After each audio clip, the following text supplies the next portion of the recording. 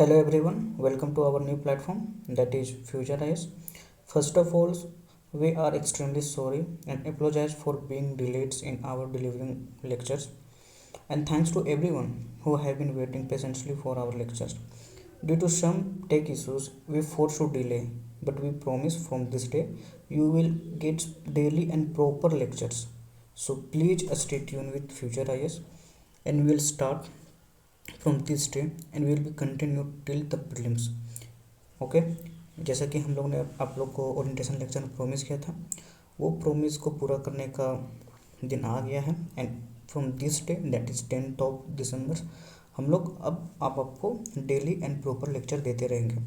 So first of all I introduce my self, I am A1. जैसा कि हम लोगों ने बताया था कि हम लोग अपना आइडेंटिटी रिवील नहीं करेंगे, सॉरी फॉर दैट्स. ओके तो मैं A1 हूँ.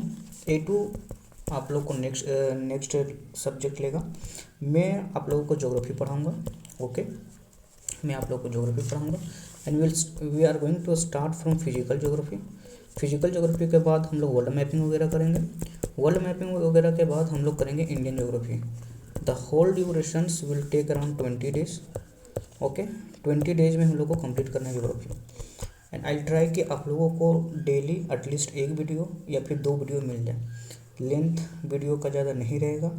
शुरुआत में हम लोग छोटा ही लेंथ रख रहे हैं. अगर आप लोगों को और लंबा लेंथ वाला वीडियो चाहिए दैट इज़ अराउंड 2 hours तो आप लोग कमेंट में बता दीजिएगा. Accordingly we will try to make 2 hours of video. Okay ये अराउंड 1 घंटा के आसपास रखने का प्रयास करते हैं. ओके तो ये चीज़ हम लोग बता दिए थे आप लोगों को ओरिएंटेशन लेक्चर में. ठीक है ये चीज़ आप लोग एक बार देख लीजिएगा क्या कि हम लोग प्रॉमिस किए हैं. फ्री नोट्स मिलेगा. करंट अफेयर कवरेज करवाएंगे हम लोग, इकोनॉमिक सर्वे बजट्स वगैरह, PYQ GS का CSAT का भी PYQ करवाने का प्लान है हम लोग का, और सेक्शनल टेस्ट एंड FLT वगैरह सारा मिलेगा. ये हम लोग का कोर्स स्ट्रक्चर था जो ज्योग्राफी का हम लोग को स्टार्ट करना था दिसंबर से भी हम लोग स्टार्ट कर रहे हैं. इकोनॉमी भी आप लोग को चलेगा. इकोनॉमी भी पैरेलल में आपको मिलते रहेगा. A2 के थ्रू वो अपलोड करते रहेंगे वीडियो. ठीक है ना. ये बेसिकली मैंने माइक्रो प्लानिंग किया है अपना ज्योग्राफी का. तो फिजिकल ज्योग्राफी स्टार्ट कर रहा हूँ. आज मैं कवर करूँगा ओरिजिन ऑफ यूनिवर्स को लेकर और कुछ प्लैनेट्स के बारे में. और अगर कुछ छूट जाए तो मैं पार्ट 2 में ट्राई करूँगा कवर कर दूँगा, क्योंकि मैंने शुरू में बोला कि लेक्चर का लेंथ छोटा ही रहेगा अराउंड 1 hour. अगर आप लोगों को चाहिए और लंबा वाला लेक्चर तो यू कैन कमेंट. फिर हम लोग डे टू हम लोग देखेंगे interior of the earth evolution, जैसे कि continental tip theory, plate tectonic theory देख लेंगे. फिर रॉक का स्ट्रक्चर. इस तरह करके हम लोग डे 4 एंड डे 5 ये बेसिकली जियोमॉर्फोलॉजी का है. जियोमॉर्फोलॉजी में मेंस में इंपॉर्टेंट है. मेंस में क्वेश्चन पूछ चुका है एक्चुअली बहुत सारे, लेकिन पीटी में ज़्यादा पूछा नहीं है तो हम लोग इसको छोड़ नहीं सकते हैं. बहुत लो हैंगिंग फ्रूट्स है. अगर हम लोग जियोमॉर्फोलॉजी का बस अगर बेसिक भी पता होगा ना और कीवर्ड भी पता होगा तो हम लोग क्वेश्चन को सही करके आ सकते हैं, मार्क्स को गेन कर सकते हैं. Climatology very typical for most of student, but I promise कि आप लोगों को क्लाइमेटोलॉजी यहाँ पढ़ने के बाद, मेरे से पढ़ने के बाद आपको टिपिकल लगेगा ही नहीं. मैं आप लोगों को बहुत ईजीली पढ़ाऊँगा. और हाँ ये यूपीएससी का मोस्ट फेवरेट थीम है. यहाँ से हर साल क्वेश्चन 1 या 2 रहना ही रहना है.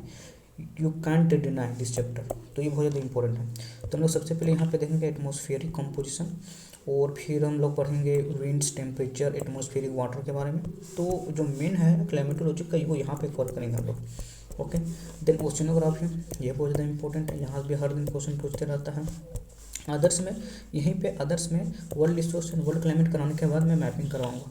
मैपिंग अराउंड 2 से 3 days लगेगा. 2 से 3 days में कंप्लीट कर दूंगा. उसके बाद करंट अफेयर का मैपिंग आएगा प्लेसेस इन यूज करके, उसको तो करवाना ही है. देन हम लोग इंडियन ज्योग्राफी जाएंगे. इंडियन ज्योग्राफी में हम लोग इंडिया और इंडिया का मैपिंग यहाँ पे बेसिक कर लेंगे. उसके बाद फिर फिजियोग्राफी एंड रॉक स्ट्रक्चर देख लेना है इंडिया का. यहाँ से क्वेश्चन फिजियोग्राफी से ऑल्टरनेट ईयर या फिर 200 साल में एक बार पूछता है क्वेश्चन, बट इंपॉर्टेंट है. ड्रेनेज सिस्टम से भी पूछते रहता है क्वेश्चन, ये इंपॉर्टेंट है.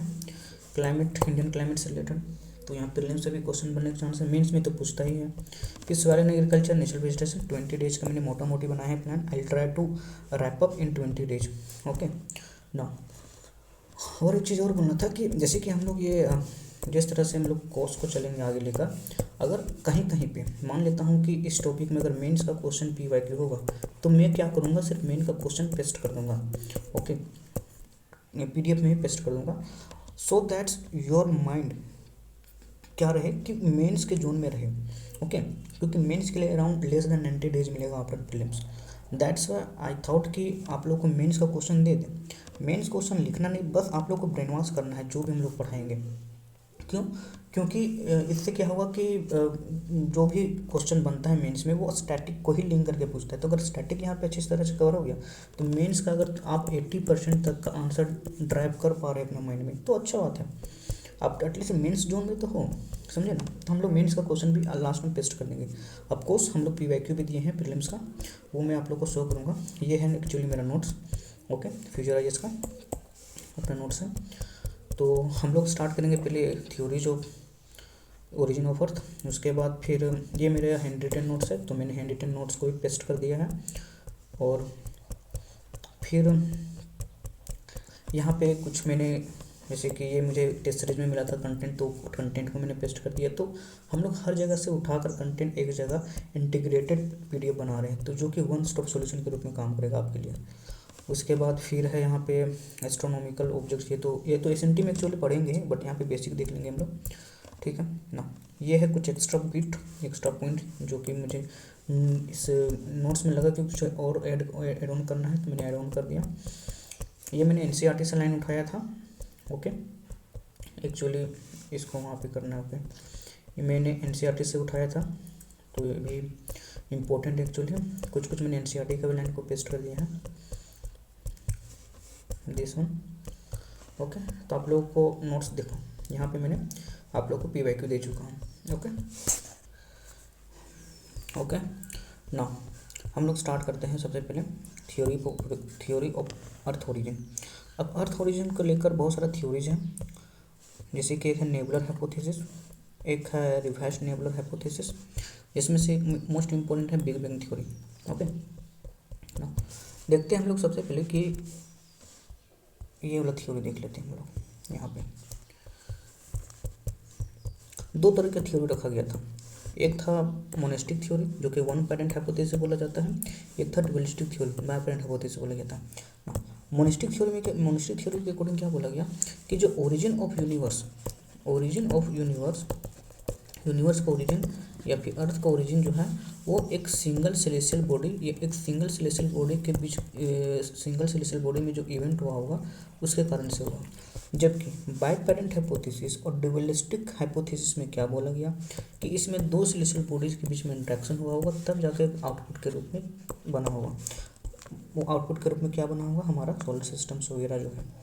तो यहाँ पे दिया गया है मोनेस्टिक थ्योरी में क्या बताया गया कि formation of our solar system from one celestial bodies, okay. जबकि और जिसमें से पहला आता है कौन सा, गैसियस हाइपोथेसिस, जो दिया गया था इमैनुअल कांट के द्वारा ना। अब gaseous hypothesis of Immanuel Kant क्या है, मैं एक्चुअली यहाँ से आपको कराऊंगा, यही चीज़ आप लोग को वहाँ पे एक स्टैंडर्ड लैंग्वेज में लिखा हुआ है नोट्स में, ओके। तो इसको अगर आप लोग अच्छा समझ जाएंगे तो वो स्टैंडर्ड लैंग्वेज इजीली आप लोग मगअप कर पाइएगा। यहाँ से समझते हैं कि ये गैसियस हाइपोथेसिस ऑफ कांट क्या बोलता है। कांट ने क्या बताया गैसियस हाइपोथेसिस के थ्रू, कांट ने बताया कि यूनिवर्स जो था वो नेबुला स्टेज में था और ये कुछ प्रीमोर्डियल मटेरियल्स था जो यूनिवर्स में इस तरह स्कैटर्ड था। ये बेसिकली कांट के अकॉर्डिंग स्कैटर्ड था। अब ड्यू टू ग्रेविटेशनल फोर्स, क्योंकि ये जो पार्टिकल्स है कुछ बड़ा पार्टिकल्स, कुछ स्मॉल पार्टिकल्स, कुछ बिगर पार्टिकल्स, अब ये जब स्मॉल और बिगर पार्टिकल्स होगा तो वहाँ पे ग्रेविटेशनल फोर्स जनरेट होता है। तो जिसके कारण से क्या हुआ, यहाँ पे ग्रेविटेशनल फोर्स जनरेट हुआ और सेंटर की ओर क्या हुआ कि लार्ज पार्टिकल था तो सेंटर की ओर सारा पार्टिकल्स अट्रैक्ट करने लगा, ओके। जिसके कारण से क्या हुआ कि वेलोसिटी जनरेट हुआ। जब वेलोसिटी जनरेट होता है और किसी भी बॉडी के अंदर में मास भी है तो कौन सा एनर्जी जनरेट होता है, तो काइनेटिक एनर्जी जनरेट होता है, 12 mv²। तो काइनेटिक एनर्जी जनरेट हुआ। इस काइनेटिक एनर्जी जनरेट होने के कारण से क्या हुआ कि जो पार्टिकल्स थे वो इधर की ओर मूव करने लगे, सेंटर की ओर मूव करने लगे। मतलब कि बोल सकते हैं यहाँ पे सेंट्रीपिटल फोर्स लगा और ये पार्टिकल्स क्या होने लगे कि एक एंगुलर मोमेंटम में आ गए। सेंटर की ओर मूव करने लगे। इस एंगुलर मोमेंटम होने के कारण से एक समय के बाद यहाँ पे क्या हुआ कि यहाँ पे हुआ एक्रिएशन और बोल सकते हैं प्लेंटिसिमल्स टाइप का इवेंट हुआ, मतलब कि लेयरिंग हुआ। ओके, क्रूड वर्ड में बोल सकते हैं लेयरिंग होने लगा, मतलब कि जो लार्ज पार्टिकल थे वो सेंटर में होने लगा और जो स्मॉल और जो थी जो लेस हेवी पार्टिकल्स थे वो आउटर की ओर होने लगा, that is centrifugal force generate करने लगा, that is something like this, इस तरह करके होने लगा, बल्ज टाइप की क्रिएट करने लगा। ओके दिस,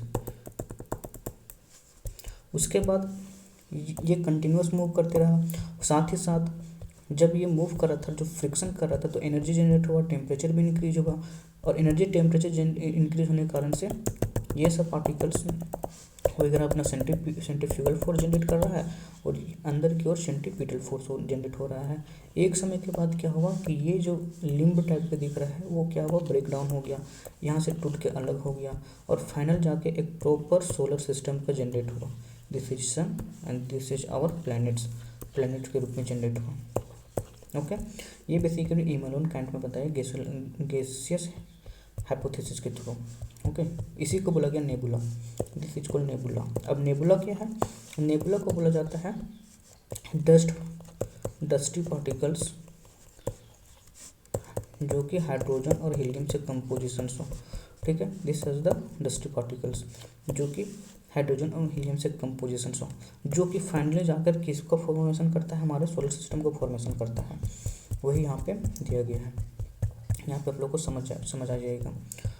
देखिए, ये था पार्टिकल्स, ठीक है, ग्रेविटेशनल फोर्स जनरेट हुआ जिसका काइनेटिक एनर्जी जनरेट हुआ और स्पायरल शेप में आने लगा, स्पायरल शेप में आने लगा। फिर आगे जाकर ये क्या हुआ कि breaking down the centrifugal force जब ग्रेटर होने लगा तो ये ब्रेकिंग डाउन हो गया, ठीक है, और फाइनली इस शेप में आ गया, that is the formation of the our planets और सोलर सिस्टम। नाउ देखो यहाँ पे बताया गया कि सॉलिड कोल्ड पार्टिकल्स थे, मोशनलेस प्रिमोडियल मैटर्स थे, स्कैटर थे यूनिवर्स में। अब ग्रेविटेशनल अट्रैक्शन जनरेट हुआ जिसके कारण से कोलिजन होने लगा पार्टिकल के बीच में और रिवॉल्व करने लगा एस्पायरिंग शेप में। कोलिजन के कारण से हीट भी जनरेट हुआ और हीट जनरेट के साथ साथ साइज भी ग्रेप अप करने लगा, हाँ साइज ग्रो करने लगा और एंगुलर वेलोसिटी भी बढ़ने लगा। तो क्या हुआ, सेंट्रीफ्यूगल फोर्स आउटर की ओर लगेगा ही, तो increase in the centrifugal force along the bulge, जिसके develop bulge along the central parts, और इसके कारण से क्या हुआ, बल्ज सेपरेट हो गया और रिंग शेप में हुआ और वही जाके प्लैनेट्स का फॉर्मेशन किया हमारा। ये तो था ये gaseous hypothesis of Immanuel Kant. इसी को रेक्टिफाई करने के लिए आता है कौन, nebular hypothesis of Laplace. Nebular hypothesis of Laplace क्या बोलता है कि अब ये बोलता है कि यहाँ पे हॉट नेबुला एग्जिस्ट करता था। हॉट नेबुला क्या है, वही है रोके पार्टिकल और dusty particle, gaseous particles of hydrogen and helium.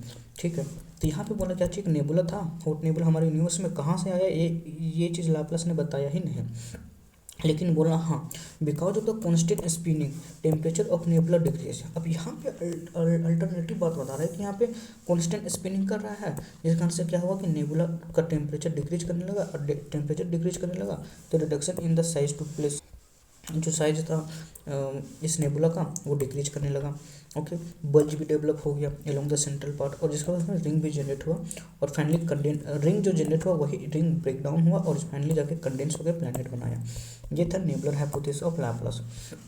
उसके बाद ये तो हमने देख लिया monastic theory of origin of earth और ओरिजिन ऑफ सोलर सिस्टम या ओरिजिन ऑफ यूनिवर्स। उसके बाद आता है ड्यूलिस्टिक थ्योरी। ड्यूलिस्टिक थ्योरी मैंने बताया था कम से कम 2 सिलिसियल बॉडीज होगा, उसके बीच में इंट्रैक्शन होगा, हमारे सोलर सिस्टम का फॉर्मेशन हुआ था। ओके, तो प्लेंटिसिमल हाइपोथेसिस ऑफ चैम्बरलिन इसमें से पहला आता है। प्लेंटिसिमल हाइपोथेसिस ऑफ चैम्बरलिन ने क्या बताया कि यहाँ पे 2 सिलिसियल बॉडी को लिया। 2 सिलिसियल बॉडी कौन सा है वो मैं आप लोग को बताता हूँ। ओके, बताइए क्या चाहिए कि एक प्रोटोसन होगा और इसका एक होगा कौन, कैंपेनियन स्टार होगा, एक होगा कैंपेनियन स्टार। अब इन दोनों के बीच में क्या होगा, ये कैंपेनियन स्टार्स इसका रिवॉल्यूशन करते रहेगा एक फिक्स्ड ऑर्बिट में। फिर एक समय के बाद प्रोटोसन और ये जो कैंपेनियन स्टार होगा इसके बीच में एक टाइडल डिस्टोर्शन होगा, this is actually tidal distortion. यहाँ से टाइडल डिस्टोर्शन होने के कारण से क्या हुआ कि मेसिव अमाउंट में जो सेलेसियल मास था वो यूनिवर्स में स्कैटर्ड कर गया, सेलेस्टियल मास जो है वो यूनिवर्स में क्या कर गया, स्कैटर्ड कर गया, और वही स्कैटर्ड मटेरियल्स आगे जाके कंडेंस्ड हुआ और प्लैनेट का फॉर्मेशन किया। ओके, आगे जाके प्लैनेट का फॉर्मेशन किया। यही चीज़ बता रहा है चैम्बरलेन का प्लैनेटेसिमल हाइपोथेसिस। प्लैनेटेसिमल का मतलब क्या होता है पहले ये भी समझ लो। प्लैनेटेसिमल का क्या मतलब होता है कि रॉकी पार्टिकल्स मतलब सिलिशियल बॉडी का जो रॉकी पार्टिकल्स, ब्रोकन पार्टिकल्स, उसी को बोला जाता है प्लैनेटेसिमल्स। वही रॉकी पार्टिकल्स, वही ब्रोकन पार्टिकल्स कंबाइंड होगा, एक्रिएशन करेगा, ठीक है, और आगे जाकर वही प्लैनेट्स का फॉर्मेशन करेगा। देखो यही समझ में आ जाएगा कि यह हाइपोथेसिस क्या बताता है कि पहले एक प्रोटोशन हुआ था और एक कैंपेनियन स्टार्स था। कैंपेनियन स्टार्स क्या हुआ कि रिवॉल्व करता था, लेकिन क्या हुआ, रिवॉल्व करते करते क्लोजर आ गया प्रोटोशन का, जिसके कारण से क्या हुआ, टाइडल डिस्टोर्शन हुआ। टाइडल डिस्टोर्शन के कारण से क्या हुआ कि ह्यूज मास इजेक्टेड हो गया फ्रॉम द प्रोटोशन से। वही इजेक्टेड मास आगे जाकर क्या हुआ, embryo of the future planets का रूप लिया। देखो यहाँ पे है प्रोटोशन, this is actually companion stars, इस तरह करके बेसिकली रिवॉल्व कर रहा होगा। आगे जाकर टाइडल डिस्टोर्शन था, और टाइडल डिस्टोर्शन ये था इजेक्टेड मास के रूप में, और यही प्लैनेट का निर्माण किया। ठीक है, देखो detached particles due to tidal distortion, उसी को बोला गया प्लैनेटेसिमल। वही मतलब broken parts of celestial bodies, तो बोला जाएगा प्लैनेटेसिमल। बाइनरी स्टार्स हाइपोथेसिस ये रसल एंड द लाइटन्स को द्वारा दिया गया था। इसमें बताया गया क्या है कि तीन यहाँ पे सेलेस्टियल बॉडीज का रोल रहेगा। ओके, तीन सेलेस्टियल बॉडीज का रोल रहेगा, ठीक है।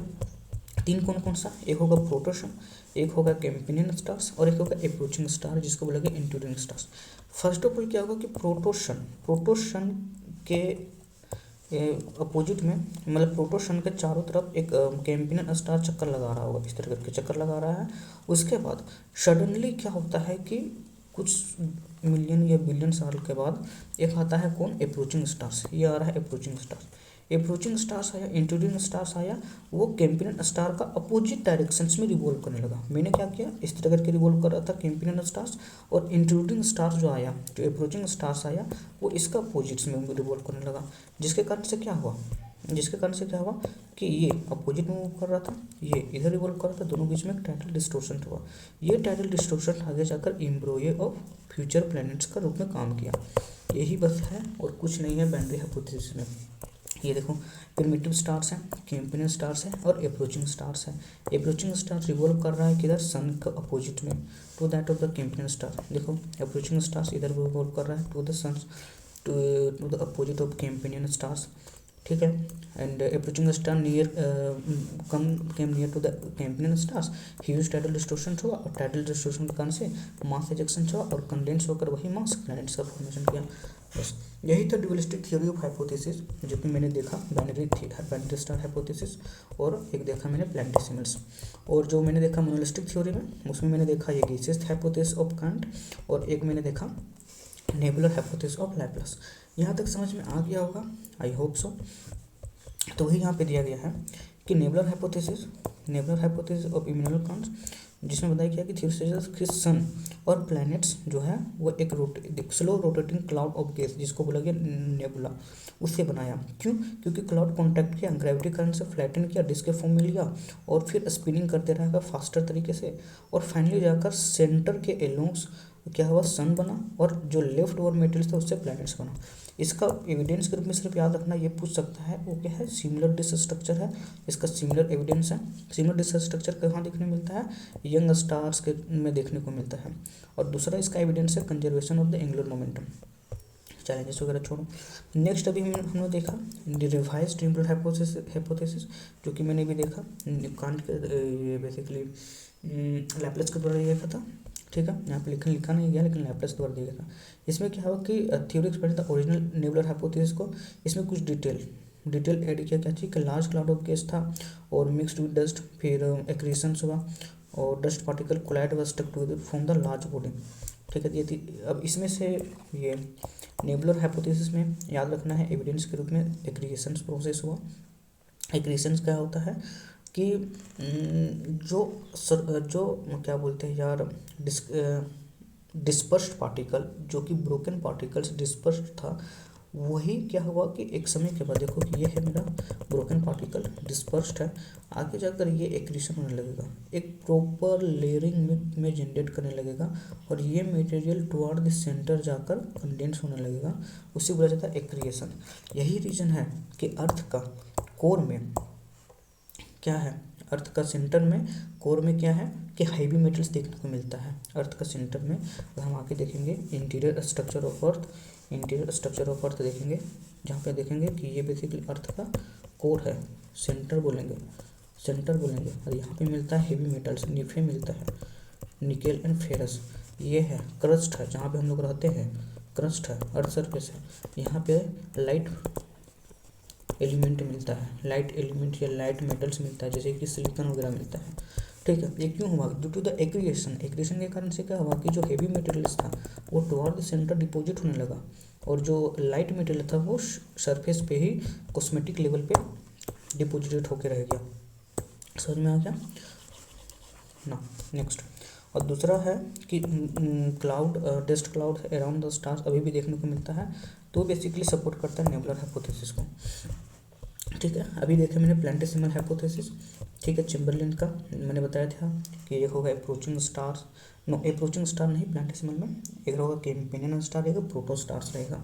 तो large star past near the sun pulling out the metal to the gravitational force, फिर कोल्ड हुआ, ब्रोकन मटेरियल का कंडेंस हुआ, और प्लैनेटेसिमल हुआ, वही small and the solid bodies को बोला जाता है प्लैनेट। फिर आगे जाकर क्या हुआ कि प्लैनेट के फॉर्म में बना ड्यू टू एक्रिएशन। इसका अगर एविडेंस के रूप में क्या मिलेगा, तो न्यूक्लियर फ्यूजन्स का भी जो हम लोग स्टडी करते हैं, या ये जो सन का हीट है, और बोल सकते हैं कि अर्थ का जो टेम्परेचर सबसे ज़्यादा कोर में मिलता है, वो क्यों हुआ, due to this planetesimal hypothesis. Okay, और gravitational influence from passing the star is supported by the gravitational tidal force, ये भी देखने मिलता है, जिसमें अब ही तो हो गया था। उसके बाद फिर आता है मॉडर्न थ्योरी में आता है बिग बैंग थ्योरी, जिसको बोला जाता है यूनिवर्स एक्सपैंडिंग थ्योरी, ये एक्सपैंडिंग यूनिवर्स हाइपोथेसिस भी बोला जाता है। ये जॉर्ज लैमेटर के द्वारा दिया गया था, लेकिन जॉर्ज लैमेटर ने बेसिकली प्रपोज तो किया था, लेकिन एडविन हबल के ऑब्जर्वेशन और एडविन हबल के जो एविडेंस रखा गया उसके बेसिस पे इस बिग बैंग थ्योरी को एक क्रेडिबिलिटी और ऑथेंटिसिटी मिल जाता है। बिग बैंग थ्योरी अगर हम देखना चाहेंगे तो इसके लेकर मैंने कुछ एक्स्ट्रा कंटेंट ऐड ऑन किया है। यहाँ पे देखिए कि एक्चुअली क्या था कि यूनिवर्स जो था ये सिंगुलैरिटी में था, ये सिंगुलैरिटी में था, ये सिंगल पार्टिकल्स में था, जिसको बोला जाता है सिंगुलैरिटी। सिंगुलैरिटी का मतलब क्या होता है, जिसका वॉल्यूम लगभग नेग्लिजिबल हो, लगभग नेग्लिजिबल हो, इसका मतलब होता नहीं अप्रोक्स, तो अप्रोक्स का साइन तो ये होता है यार, यही होता है अप्रोक्स का साइन। वेट मैं दिखा देता हूँ अच्छा से, हाँ, वॉल्यूम लगभग नेग्लिजिबल हो, डेंसिटी का साइन ये होता है जो कि इन्फिनिटी के अराउंड हो, ओके, और टेम्परेचर क्या हो, टेम्परेचर भी इन्फिनिटी के अराउंड हो, तो इसको बोला जाता है सिंगुलैरिटी। यस, सिंगुलैरिटी स्टेज में था हमारा यूनिवर्स, सडनली क्या हुआ कि एक्सप्लोड करता है, वायलेंट एक्सप्लोजन करता है। अब यही मिस्टीरियस फोर्स, यही वायलेंट एक्सप्लोजन कैसे होता है, इसके पीछे का कॉज क्या है, ये साइंटिस्ट ने अभी तक नहीं बताया है, इस पर स्टडी चल ही रहा है।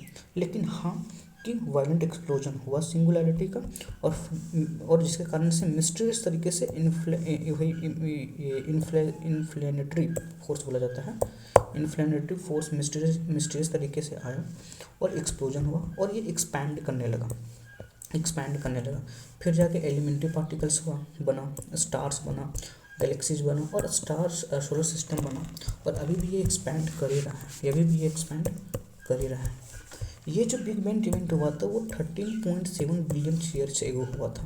ओके, ये चीज़ देखने को मिलता है, ये भी डायग्राम में बताया गया कि ये भी सिंगुलैरिटी स्टेज में था, फिर जो एक्सप्लोजन हुआ तो कुछ एलिमेंट्री पार्टिकल बना, फिर आगे जाकर ये कंडेंस्ड हुआ और स्टार्स बना, गैलेक्सीज बना, और आगे जाकर फिर मेरा सोलर सिस्टम बना।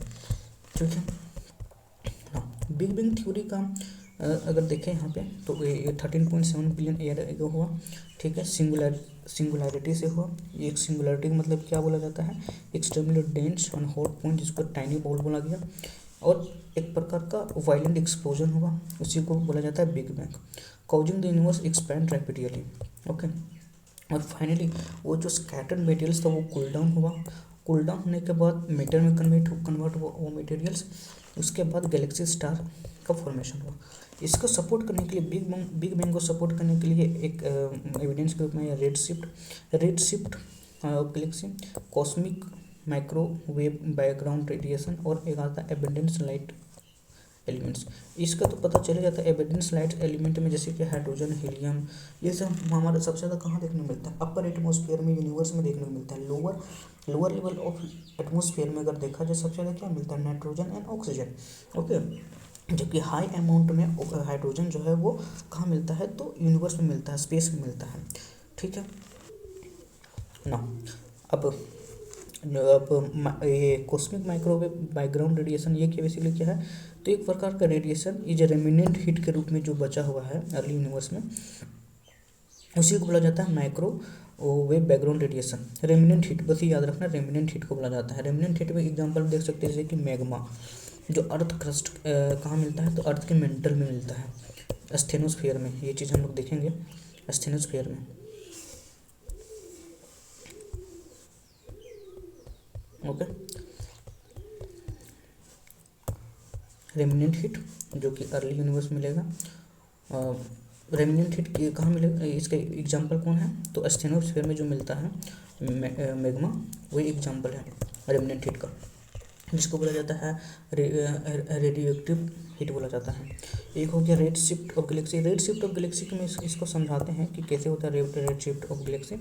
जो कि रेड लाइट्स का जो वेवलेंथ वो बहुत ज़्यादा है, फ्रीक्वेंसी जो है वो बहुत कम है, जिसके कारण से क्या होता है कि यूनिवर्स जो एक्सपैंड कर रहा है, हमारा यूनिवर्स जो एक्सपैंड करते जा रहा है, यूनिवर्स एक्सपैंड कर रहा है, ठीक है। तो वहाँ वो अपने पीछे क्या करता है कि कोई भी पार्टिकल जो मूव करता है तो अपने पीछे एक वेव छोड़ता है, ठीक है, वेव छोड़ता है। वही वेव क्या करता है, अगर उसका वेवलेंथ ज़्यादा है तो वो लॉन्ग डिस्टेंस ट्रैवल करेगा, बैकवर्ड साइन देगा लॉन्ग डिस्टेंस तक। तो रेड लाइट्स का जो है वेवलेंथ वो बहुत ज़्यादा है। तो अगर ये भी यहाँ पे था, अभी हम स्टडी किए, तो ये आया, हम लोग यहाँ पे है, मान लेते हैं कि ये अर्थ है, स्टडी किया और यहाँ पे आया तुम्हारा ये वेवलेंथ। उसके बाद फिर कुछ समय के बाद जब हम लोग स्टडी किया तो यूनिवर्स एक्सपैंड होकर यहाँ पहुँच चुका है। उसके बाद ये अपना वेवलेंथ पीछे छोड़ा और ये वेवलेंथ फिर आया। तो ये फर्स्ट वाला जो वेवलेंथ्स को रीड करने के लिए जितना टाइम लगा, ओके, और जो सेकेंड वाला वेवलेंथ को रीड करने के लिए जितना टाइम लगा, T2 मान लो, इसको T1 मान लो, तो इसमें जो डिफरेंसेस मिल रहा है उसी के बेसिस में पता किया गया हबल के द्वारा कि हाँ यूनिवर्स एक्सपैंड कर रहा है। क्यों? क्योंकि T2 को जब हम रीड कर रहे थे तो एक्स्ट्रा टाइम लगा, T1 को रीड किया तो कम टाइम लगा। इससे क्या पता चला कि हाँ यूनिवर्स कहीं ना कहीं हमसे क्या हो रहा है कि कुछ दूरी ट्रैवल ज़्यादा करते जा रहा है, मतलब एक्सपैंड करते जा रहा है। ओके, यहाँ तक तो समझ आ गया होगा रेड शिफ्ट का भी मतलब ना। यूनिवर्स ये बेसिकली बिग बैंग थ्योरी तो हम लोग देख लिए। जो मैंने कुछ एक्स्ट्रा कंटेंट ऐड किया हूँ उसको मैं दिखा देता हूँ। ये एनसीईआरटी का लाइन है, इम्पोर्टेंट है एक्चुअली यार, पूछ सकते हैं मे बी क्वेश्चन। ओके, ये वाला है। ओके, तो according to this theory universe came into existence ये 3.8 बिलियन ईयर एगो, सिंगुलरिटी में था, infinite mass, zero volume, infinite density था। फिर क्या हुआ कि यूनिवर्स एक्सपेंशन हुआ rapidly and initial second of the bang में क्या हुआ, it is believe that first atom कब बना, 3 मिनट्स ऑफ बिग बैंग। ये इंपॉर्टेंट है, जो मैं भी हाईलाइट करूँगा वो लाइन बस एटलीस्ट याद रखना, ये वाला इंपॉर्टेंट है लाइन। अरे यार कौन कलर कर दूँ, ये वाला कलर कर दूँ, ठीक है। हाँ, atom was forms with in 3 minute of big bang, और नेक्स्ट 3 लाख साल के बाद क्या हुआ, टेम्परेचर ड्रॉप कर गया 4500 केल्विन और एटॉमिक मैटर का फॉर्मेशन हुआ। ओके, और फाइनली जाकर डार्क एनर्जी बना, जो डार्क एनर्जी जो है वो ग्रो करा। एक हाँ ये चीज़ समझ में आ गया। अब यहाँ पे डार्क एनर्जी का कॉन्सेप्ट मैं आप लोग को बता देता हूँ। ओके, मैं क्या करूँगा ना, उसका कंटेंट आप लोग को ग्रुप में सेंड कर दूँगा, बट समझ जाइए आप लोग। एक होता है डार्क मैटर, एक होता है डार्क एनर्जी, ठीक, एक होता है सिंपल मैटर। मान लेते हैं ना सिंपल मैटर, ये कॉन्सेप्ट बहुत इंपॉर्टेंट है यार। इस पे क्वेश्चन बहुत सारे स्टेट पीसीएस, बहुत सारा कॉम्पिटिटिव एग्जाम में पूछ चुका है, यूपीएससी में भी पीवाईक्यू है, एसएनटी में उसे पढ़ने को मिलेगा है। ओके, डार्क मैटर का मतलब और डार्क एनर्जी मतलब सबसे पहले ये समझो कि हमारा यूनिवर्स ना दो मैटर से बना हुआ है। एक सिंपल मैटर जिसको हम लोग देख पाते हैं, जो कि विजिबल हो, जिसको हम लोग फील कर पा रहे हैं, और एक ऐसा मैटर जिसको हम लोग फील नहीं कर पाते हैं, देख नहीं पाते, बट एक्चुअली में एग्जिस्ट करता है, वो है डार्क मैटर और डार्क एनर्जी। ओके, ये जो हमारा सिंपल मैटर से लगभग 5 से 6% कंपोजिशन है हमारे यूनिवर्स का, लगभग 5 से 6% से ही बना हुआ है, जबकि रिमेनिंग 90 से लेकर 95% तक अराउंड मान लेते हैं वो मेरा बना हुआ डार्क मैटर और डार्क एनर्जी से मिलकर बना हुआ। ओके, तो मैंने भी बताया कैसे कि 5 से 6% के आसपास हमारा यूनिवर्स, प्लैनेट्स और हमारा जो बॉडी है वो 5 से 6% ऑफ द सिंपल मैटर और ऑर्डिनरी मैटर से मिलकर बना हुआ है। जो डार्क मैटर और डार्क एनर्जी जो है उसका कंपोजिशन अगर हम यूनिवर्स में बात करें तो वो 95% है दोनों मिला के। सिर्फ हम डार्क मैटर का ही बात करें तो ये लगभग 27% है, और सिर्फ डार्क एनर्जी की बात करें तो वो लगभग 68% है। ये चीज़ तो समझ में आ गया। अब सबसे पहले वो अब पूछेंगे कि पहले बताइए भैया कि इस दोनों के बीच में डिफरेंस क्या है। तो डार्क एनर्जी जो है एक प्रकार का हाइपोथेटिकल एनर्जी, तो मैंने बताया हाइपोथेटिकल एनर्जी है, विच काउजिंग यूनिवर्स टू एक्सपैंड कर रहा है। ये एनर्जी ना ही किसी के बॉडी के साथ इंटरेक्ट करता है, रिएक्ट करता है, या फिर सनलाइट के साथ किसी प्रकार का इंट्रैक्शन या रिएक्शन करता है। डार्क मैटर सिमिलरली वैसा ही है, ये भी ना यूनिवर्स की किसी भी लाइट के साथ, ना ही सन के लाइट के साथ, या किसी बॉडी के साथ, या किसी भी एनर्जी के साथ रिएक्ट करता है और ओपेक करता है, या फिर किसी प्रकार को ऑब्स्टेकल करता है, कुछ नहीं करता है। लेकिन ये जो डार्क मैटर है ये यूनिवर्स को कंसोलिडेशन में रोल प्ले करता है। कंसोलिडेशन, जो यूनिवर्स कॉम्पैक्ट करते जा रहा है, इस तरह करते कॉम्पैक्ट हो रहा है, वो डार्क मैटर के कारण से हो रहा है। और डार्क एनर्जी कारण से क्या आ रहा है कि हमारा यूनिवर्स एक्सपेंड कर रहा है ना। इसको अगर भूल जाते होंगे तो इसको याद रखना कि सेंट्रीफ्यूगल फोर्स और सेंट्रीफ्यूगल फोर्स के कंसेप्ट याद रखना। डार्क एनर्जी को आप लोग बोल सकते हैं क्या कि यूनिवर्स एक्सपैंड कर रहा है, तो मतलब कि आउटवर्ड फोर्स ज़्यादा है as compare to inward force. बस ये कॉन्सेप्ट के रूप में याद रखना कि डार्क एनर्जी के कारण से आउटवर्ड फोर्स क्या है, ज़्यादा है, that is the centrifugal force जो है वो ज़्यादा लग रहा है। और डार्क मैटर के कारण से क्या हो रहा है कि हमारा यूनिवर्स कंसोलिडेटेड है, कॉम्पैक्ट होते जा रहा है। इसको याद रखना कि इनवर्ड फोर्स ज़्यादा है as compare to outward force मतलब कि सेंट्रीपिटल फोर्स ज़्यादा लग रहा है। और एक तरीके में बता देता हूँ याद करने के लिए, भूल जाइएगा तो, dark matter something related to solid, तो सॉलिड कैसा रहता है, कंसोलिडेटेड फॉर्म में रहता है, तो वहाँ से याद रखिएगा। Dark energy something related to energy that is the मतलब एक्सपेंशन गैसेस फॉर्म में रहता है, एक्सपेंशन करता है। तो यहाँ पे गैस से रिलेटेड कोई कॉन्सेप्ट है नहीं, बट एक्सपेंशन कर रहा है। तो ये समझ में आ गया डार्क मैटर और डार्क एनर्जी। और यही रीज़न है कि डार्क एनर्जी ज़्यादा है जो कि 68% है, और यही रीज़न है कि हमारा यूनिवर्स एक्सपैंड कर रहा है। ओके, तो मैंने देख लिया पहला nebular hypothesis, revise nebular hypothesis, big bang हो गया। अब बिग बैंग थ्योरी में बेसिकली बताया गया कि सर एक्सपैंड कर रहा है यूनिवर्स। अब इसके अपोजिट में, इसके काउंटर में एक और थ्योरी रखा गया जिसको बोला गया स्टेडी स्टेट थ्योरी। ये है स्टेडी स्टेट थ्योरी। ये बेसिकली फ्रेड हेवल के द्वारा रखा गया था। फ्रेड हेवल क्या बोलता है कि कॉन्स्टार्ट टू, ये बेसिकली बिग बैंग थ्योरी की कॉन्स्टार्ट अपोजिट में है। बिग बैंग में क्या बोला, यूनिवर्स एक्सपैंड कर रहा है, स्टेडी और स्टेट। स्टेडी स्टेट का मतलब क्या होता है कि ठहरा हुआ, स्टैग्नेंट। तो यूनिवर्स स्टैग्नेंट है, यूनिवर्स एक्सपैंड नहीं कर रहा है, बस यही बोल रहा है और कुछ नहीं, बस यही समझना है। वो शायद इसमें याद रखना ही नहीं कि यूनिवर्स वो has always existed in its current state में जो पहले था 3.7 मतलब 13.75 बिलियन ईयर एगो जो यूनिवर्स बना, उसके बाद फिर एक्सपेंड किया, रैपिडली एक्सपेंड किया था, उसके बाद एक्सपेंड किया ही नहीं, करंट स्टेट में बना हुआ है। ठीक है, matter continuously being created to maintain constant density as universe expand. Universe जितना एक्सपैंड कर रहा है ठीक है, मीटर बना रहा है, लेकिन वो कॉन्स्टेंटली क्या हो रहा है, मतलब वो चीज़ तो छोड़ो वो पॉइंट, लेकिन हाँ ये बस इतना याद रखना है कि स्टेट थ्योरी में universe existed at the current state में, और कुछ नहीं इसमें याद रखना है। ठीक है,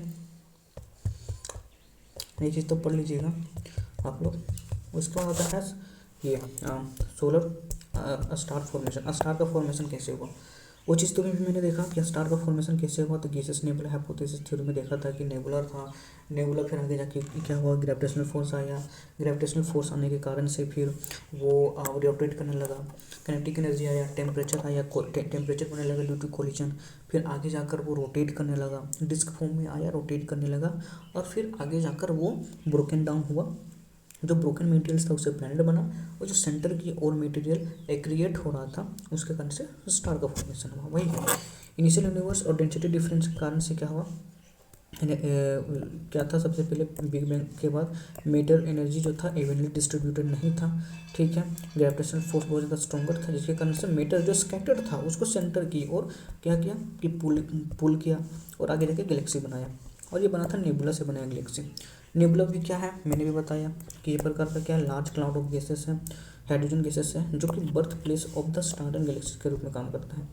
ठीक है ना, फिर स्टार का फॉर्मेशन हुआ, वो तो मैंने देख लिया, ये चीज़ तो आप लोग पढ़ ही लीजिएगा, मिल जाएगा आप लोग को नोट्स। अब प्लैनेट का फॉर्मेशन कैसे हुआ, तो वही formation of star with in nebula. Star जो था वो लार्ज लंप ऑफ गैसेस से बना, ठीक है, inside the nebula, and when star बना तो with in the core dense gases the cloud, dense gas जो क्लाउड फॉर्म में था वो कंडेंस हुआ, और आगे जाके ये स्टार बना, और जो कि इसको सराउंडिंग मटेरियल जो कि रोटेटिंग डिस्क फॉर्म में था वो जाकर प्लैनेट का फॉर्मेशन किया। ये चीज़ तो मैंने देख ली। प्लैनेटेसिमल के कारण से हुआ, यही मैंने बताया प्लैनेटेसिमल क्या है। ठीक है, smaller objects are called the planetesimals and this planetesimal start to collide and stick together due to gravitational attraction, जाके प्लैनेट बना। यहाँ तक समझ में आ गया, प्लैनेट का फॉर्मेशन हुआ। और एक्रेशन प्रोसेस क्या है, ये पूछ सकता है, ये इंपॉर्टेंट लाइन। एक्रेशन का मतलब gradual accumulation of the matter to form the larger bodies. ठीक है, तो ग्रेजुअली क्या होता है कि लार्जर बॉडीज बनता है due to the accumulation of the small matters. ठीक है, और ये मिलियंस ऑफ ईयर्स तक चलते रहता है, और creation of the full sized planet का फॉर्मेशन होता है, जो मैंने बताया क्रिएशन प्रोसेस। यहाँ से अच्छा ठीक है, ये वाला लाइन तो आप लोग पढ़ लीजिएगा, इससे कुछ समझाने वाला चीज़ है नहीं। Time scale, zoological time scale को आप लोग एलिमिनेट कीजिए, यहाँ से क्वेश्चन पूछा हुआ नहीं है, बस एक लाइन याद रखना कि करंट एपोक होलोसिन एपोक बोला जाता है। ठीक है, और कुछ नहीं याद, ऐसा याद करने के लिए। उसके पहले हम लोग चलते हैं ये लाइफ साइकिल ऑफ स्टार का लाइफ साइकिल। ओके, अब स्टार का लाइफ साइकिल से जानने से पहले हम लोग को सबसे पहले समझना होगा ये चंद्रशेखर लिमिट।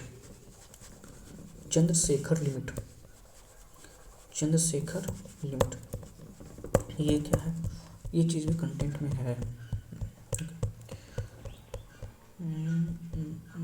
कहाँ पे है, ये है रहा चंद्रशेखर लिमिट। चंद्रशेखर लिमिट बताता है कि मैक्सिमम मास, अगर हम क्या करते हैं कि किसी भी स्टार को मेजर करते हैं और उसका लाइफ को हम लोग डिसाइड करते हैं कि ये कितना साल में कम्प्लीटली डिस्ट्रॉय हो जाएगा, ओल्ड स्टेज में आएगा, फाइनली डिजोल्व हो जाएगा कोई भी स्टार्स, तो उसका साइज के बेसिस पे मेजर करते हैं, और उसका साइज का पैरामीटर हम लोग अपने स्टार जो हमारा सन है उससे हम लोग तुलना करते हैं। अगर मैक्सिमम 1.4 सोलर मास है तो वाइट ड्वार्फ बनेगा, कैन हैव बिफोर कोलैप्सिंग बन सकता है। ठीक है, तो मतलब क्या है कि मैक्सिमम 1.4 सोलर मास का एक वाइट ड्वार्फ है तो can before collapsing into neutrino और ब्लैक होल में जा सकता है। अगर उससे ज़्यादा है तो मतलब ये एक प्रकार का बाउंड्री लाइन है। 1.4 सोलर मासेस का है, उससे कम है तो वाइट ड्वार्फ वगैरह बनेगा, और अगर 1.4 सोलर मास से ज़्यादा है, that is the 4 solar mass, 5 solar मास, तो आगे जाकर ब्लैक होल वगैरह बन सकता है। तो ये चंद्रशेखर लिमिट्स के थ्रू हम लोग मेजर करते हैं। ठीक है, ये चीज़ हम लोग देखते हैं। देखो यहाँ पे है, तो अगर स्टार या सन लो और मीडियम मास स्टार का है या फिर मीडियम मास का है, चंद्रशेखर लिमिट्स 1.4 से कम होगा या फिर बराबर होगा, तो वो सबसे पहले क्या होगा, मेच्योर स्टेज में या ओल्ड स्टेज में वो बनेगा रेड जायंट, फिर आगे जाकर वो प्लैनेटरी नेबुला बनेगा, वाइट ड्वार्फ बनेगा और फाइनली ब्लैक ड्वार्फ बनेगा। ये सब क्या शो कर रहा है, ये बेसिकली शो कर रहा है क्या चीज़, कि हमारा सन ये है, इसमें क्या हो रहा है कि न्यूक्लियर फ्यूजन रिएक्शन हो रहा है। न्यूक्लियर फ्यूजन क्या होता है ये एसएनटी में बताएंगे, लेकिन हम समझ लो फ्यूजन का मतलब क्या होता है कि दो एलिमेंट से मिलकर कुछ न्यू एलिमेंट बन रहा है। मतलब कि सन के कोर में क्या चल रहा है कि हाइड्रोजन और हाइड्रोजन मिलकर क्या करता है कि हीलियम को बनाता है, और साथ ही साथ कुछ अमाउंट ऑफ एनर्जी को भी जनरेट करता है। वो अमाउंट ऑफ एनर्जी जो है वो हम लोग देखते हैं सन जितना ग्लो करता है वो अमाउंट ऑफ एनर्जी से हो रहा है। लेकिन हाइड्रोजन जो गैस है वो तो कन्वर्ट हो रहा है हीलियम में।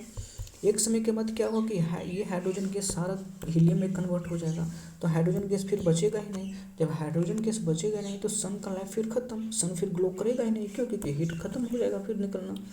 उसी को बोला जाता है लाइफ ऑफ सन, और इसी को बोला जाता है न्यूक्लियर फ्यूजन। जब दो हाइड्रोजन के मिलकर क्या हो रहा है, एक न्यू मेटल का निर्माण हो रहा है, उसे बोला जाता है न्यूक्लियर फ्यूजन, और साथ ही साथ एनर्जी जनरेट कर रहा है। तो अभी रेड जायंट दिखा रहा है, रेड जायंट में क्या देखने को मिल रहा है कि अभी जो था वो सारा हाइड्रोजन कल्चर कन्वर्ट हो गया, हीलियम में कन्वर्ट हो गया। अब हीलियम में कन्वर्ट हो गया, इसका मतलब कि अभी सन में क्या हाइड्रोजन गैस बचा हुआ है, नहीं बचा हुआ है, और हीलियम में कन्वर्ट हो गया, तो इसके कारण से लाल पड़ गया, तो रेड जायंट बना। उसके बाद वो हीलियम मैटर जो कि अभी सन में एक्यूमुलेटेड है, वो धीरे धीरे क्या करने लगा कि डिस्पर्स करने लगेगा, जिसको बोला गया प्लैनेटरी नेबुला के फॉर्म में आ जाएगा। फिर वही कंडेंस होगा, वाइट नेबुला बनेगा, ब्लैक ड्वार्फ बनेगा, फिर आगे जाकर ये फिर से नया जन्म लेगा सन का।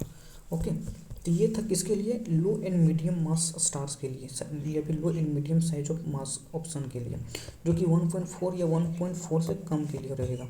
लेकिन अगर मेसिव स्टार हो और हाई मास वाला स्टार हो, जिसका शिखर लिमिट कितना 1.4 सोलर मास से ज़्यादा रहेगा, या फिर ये तुम्हारा 3 या 4, ठीक है, या 2 से अधिक रहेगा, तो उसमें क्या होगा कि रेड सुपर जाइंट बनेगा, सारा एनर्जी हाइड्रोजन गैस हीलियम में कन्वर्ट होगा ओल्ड स्टेज में, फिर जाकर वो सुपरनोवा एक्सप्लोजन करेगा।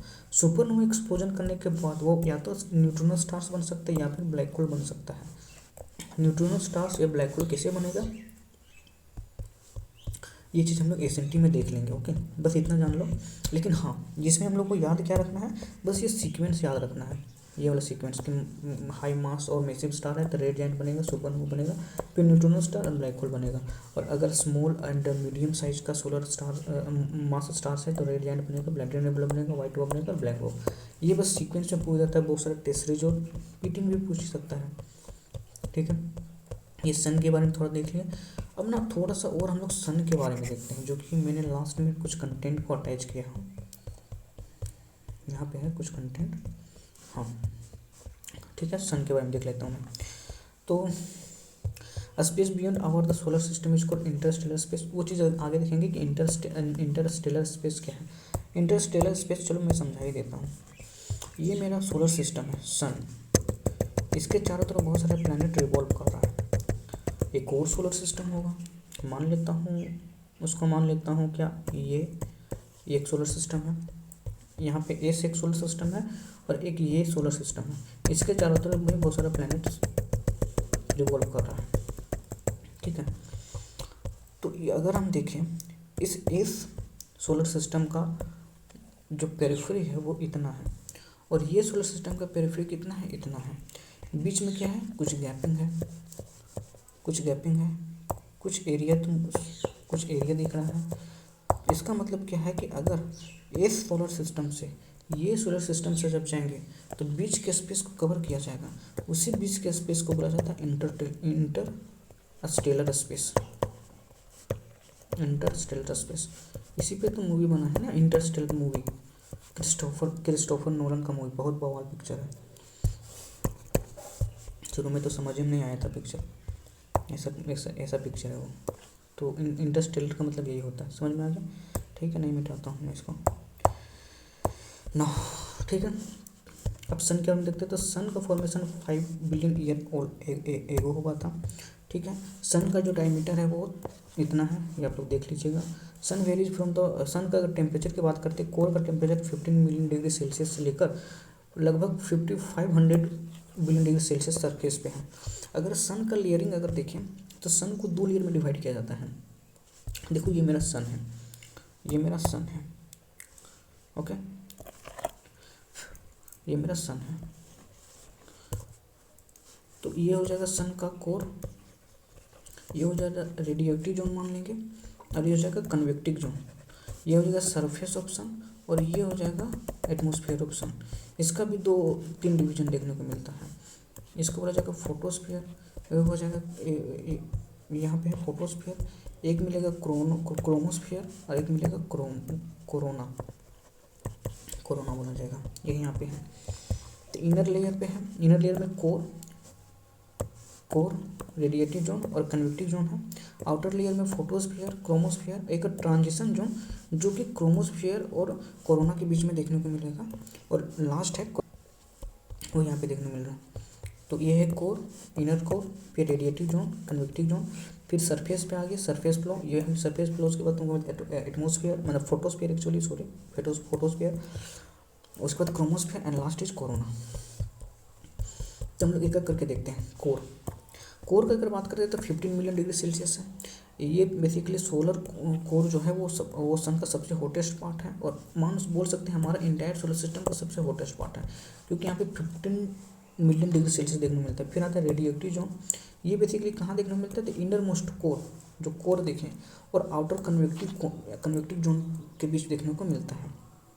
यहाँ पे इसके बेसिकली क्या है रेडिएटिव जोन का काम, तो रेडिएटिव जोन का काम क्या है कि एनर्जी जो कि कोर में मिलेगा उस एनर्जी को ट्रांजिशन करना थ्रू रेडिएशन फॉर्म में। Energy generated in the core में वो उसको कैरी बाय द फोटोन या फिर पार्टिकल्स ऑफ द लाइट्स, इस जोन से बेसिकली रेडिएटिव जोन से पास किया जाता है, और वही लाइट, वही एनर्जी हम लोग के पास आता है अर्थ में या फिर पूरे यूनिवर्स में नहीं, पूरे सोलर सिस्टम में ये डिस्पर्स करता है, वही वहाँ से जनरेट होता है। तो ये रेडिएटिव जोन से क्रॉस करता है। टेम्परेचर रेडिएटिव जोन में लगभग 2 से 7 मिलियन डिग्री सेल्सियस के आसपास रहता है। फिर आता है कन्वेक्टिव जोन। कन्वेक्टिव जोन में क्या हुआ, energy flow outside by the process of convection. Convection का मतलब समझ में आ गया कि एनर्जी इस तरह करके आया, इस तरह करके ऊपर उठ रहा है, कोर से रेडिएटिव जोन में आया, और इस तरह करके फिर ये डिस्पर्स कर गया। मतलब ये है एनर्जी इस तरह से कोर से बाहर निकला, रेडिएटिव जोन में आया, और फिर इस तरह करके एक प्रकार का कन्वेक्टिव सेल बन गया, फिर कन्वेक्टिव सेल बन गया, कुछ एनर्जी बाहर डिस्पर्स कर गया, फिर कुछ एनर्जी अंदर आ गया। तो यहाँ पे कन्वेक्टिव साइकिल रूप में बन रहा है, ठीक है। The base of this zone temperature लगभग 2 मिलियन डिग्री सेल्सियस के आसपास देखने को मिलता है। यहाँ पे मिलता है प्लाज्मा। प्लाज्मा क्या है, तो आयोनाइज्ड गैसेस, हाइड्रोजन और हीलियम का रहता है, जो आयोनाइज्ड गैस रहता है, and so heated its rise like hot air to the surface, जैसे द फोटोस्फीयर में। अब यहाँ से बाहर निकलता है कौन, फोटोस्फीयर से। फोटोस्फीयर में हम लोग आते हैं तो वी लुक टू द सन, और 62 से लेकर लगभग 3700 डिग्री सेल्सियस पे देखने मिलता है। फिर मिलता है कोरोना 2100 किलोमीटर एबव है हमारे फोटोस्फीयर से। इसमें टेम्परेचर लगभग 3700 से लेकर 77 डिग्री सेल्सियस तक देखने मिलता है।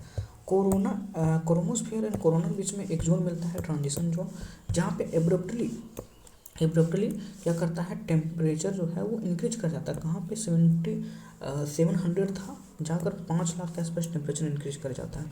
ऐसा क्यों होता है, इसका रीज़न नहीं पता है, और इसी को स्टडी करने के लिए इंडिया ने अपना एक मिशन भेजा है। इसरो का अपना एक मिशन है। कौन सा मिशन है, रिकॉल करो, नाम है Aditya L1 mission. Aditya L1 mission ये इंडिया का है, ओके। आदित्य L1 मिशन, इसी को स्टडी करने के लिए कोरोना का भी स्टडी करना है, लेकिन एक इसका भी पता करना है। फिर आता है कोरोना, ये बेसिकली आउटर मोस्ट लेयर है सन का। टेम्परेचर जो है यहाँ पे 5 लाख डिग्री सेल्सियस तक बढ़ जाता है। Corona can not be seen by the naked accept during the solar Eclipse. हम लोग देख नहीं सकते, क्योंकि अब क्या है कोरोना वगैरह, ये चीज़ मैं आप लोग को एनिमेटेड वीडियो में दिखाता हूँ ना। ये चीज़ देखिए आप लोग को ना, ये जो दिख रहा है ना, मेरा कर्सर दिख रहा है आप लोग को, ये कर्सर एक्चुअली क्या है, कोरोना को दिखा रहा है। और ये जो सरफेस दिख रहा है, कर्सर वाला सरफेस दिख रहा है, ये क्या देखने को मिल रहा है, तो ये बेसिकली है क्रोमोस्फीयर और फोटोस्फीयर। जो ब्राइटिंग दिख रहा है चमकीला टाइप के, वो है फोटोस्फीयर। आगे देखिए, हाँ यहाँ पे ये जो इधर किनारे दिखा, ये बेसिकली क्या है, ये है कोरोना। जब सोलर इक्लिप्स होता है तो ये वाला पूरा पोर्शन क्या होता है, ढक जाता है और सिर्फ ये वाला पोर्शन दिखने को मिलता है। समझ में आ गया? तो इसे बोलेंगे कोरोना।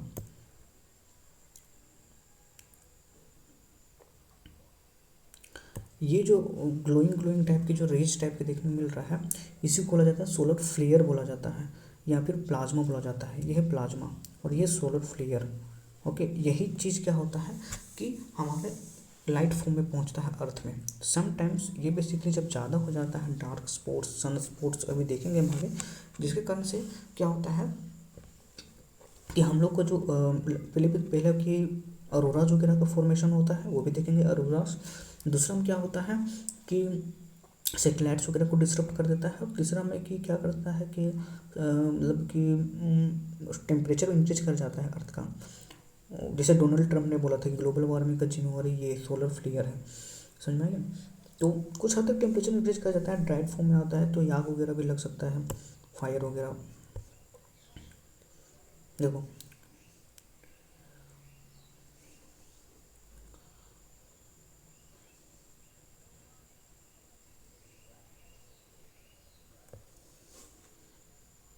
समझ में आ गया? ओके,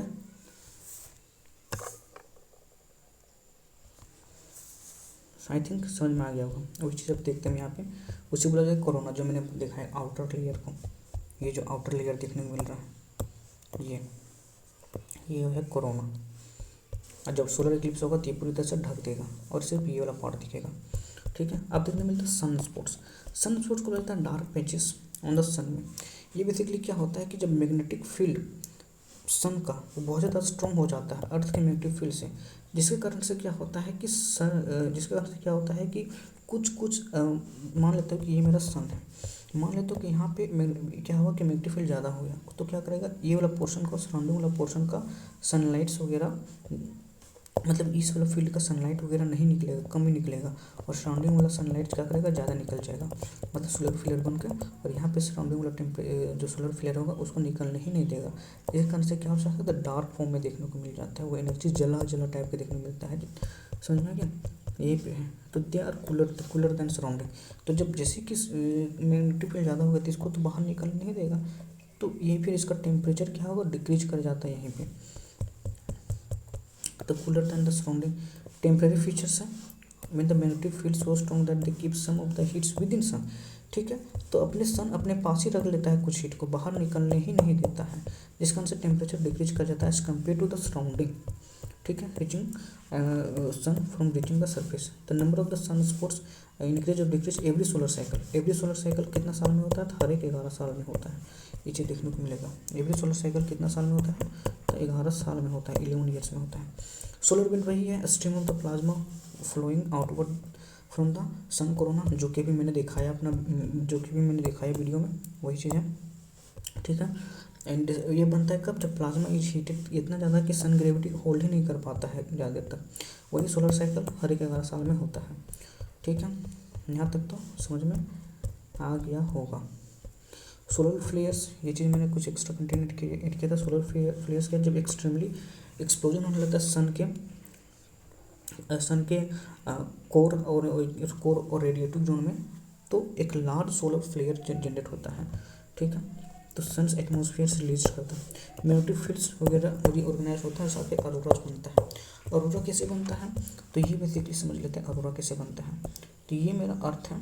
ठीक है, अभी हम लोग देखेंगे एटमॉस्फेयर कंपोजिशन वहाँ देखने मिलेगा।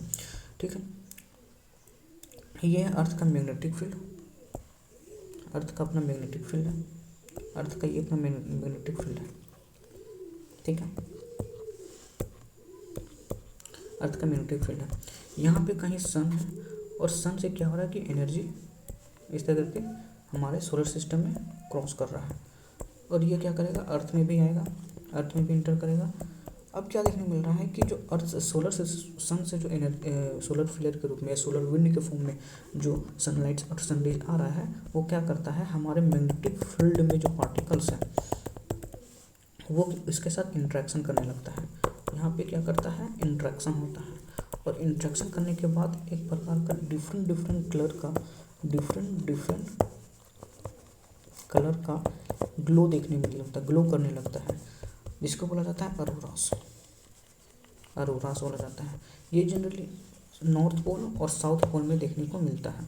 ओके ओके, नॉर्थ पोल में जो मिलता है अरोरा, उसको बोला जाता है अरोरा बोरियलिस, अरोरा बोरियलिस, और इसको बोला जाता है अरोरा ऑस्ट्रेलिस। मैं आप लोगों को फोटो दिखाता हूँ इसका। यहाँ पे ये सोलर विंड है और ये अर्थ का मैग्नेटिक फील्ड है। तो ये सोलर विंड जो जा रहा है, इसके साथ क्या हुआ, हमारे मैग्नेटिक फील्ड के साथ इंटरेक्शन किया और ऑरोरा नॉर्थ में बना, ऑरोरा ऑस्ट्रेलिस, और ऑरोरा बोरियलिस नॉर्थ में बना, ऑरोरा ऑस्ट्रेलिस साउथ में बना। तो ये है एक्चुअली अरोरा, ये है नॉर्थ पार्ट में अरोरा, और ये है सदर्न पार्ट में अरोरा, जो ऑस्ट्रेलिया रीजन में देखने को मिलता है। ये ओके, तो ये चीज़ आप लोग को देखिए क्या होगा, अरोरा बोरियलिस। और कुछ फोटोज वगैरह अच्छा लगा है, शायद यहाँ पे देखने को मिला था ये अच्छा फोटो। इस तरह करके देखने को मिलता है, कितना ब्यूटीफुल दिख रहा है। ठीक है, तो इसी को बोला जाता है अरोरा। ये जो नॉर्थ पोल में मिलेगा तो अरोरा बोरियलिस बोला जाएगा, नॉर्दर्न लाइट को।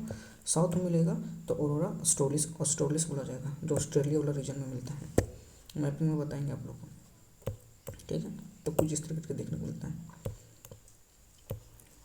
ठीक है, let's come in our topic. Okay, अब हम लोग देख लिए सन के बारे में। अब हम लोग स्टार्ट करते हैं सोलर सिस्टम के बारे में।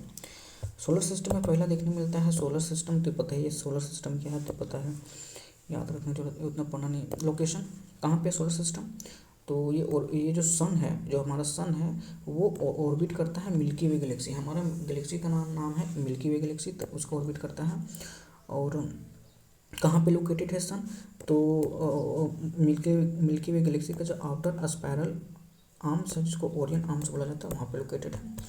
ठीक है, अब सबसे पहले देख लेते हैं गैलेक्सी के बारे में। गैलेक्सी कितने प्रकार का होता है ना।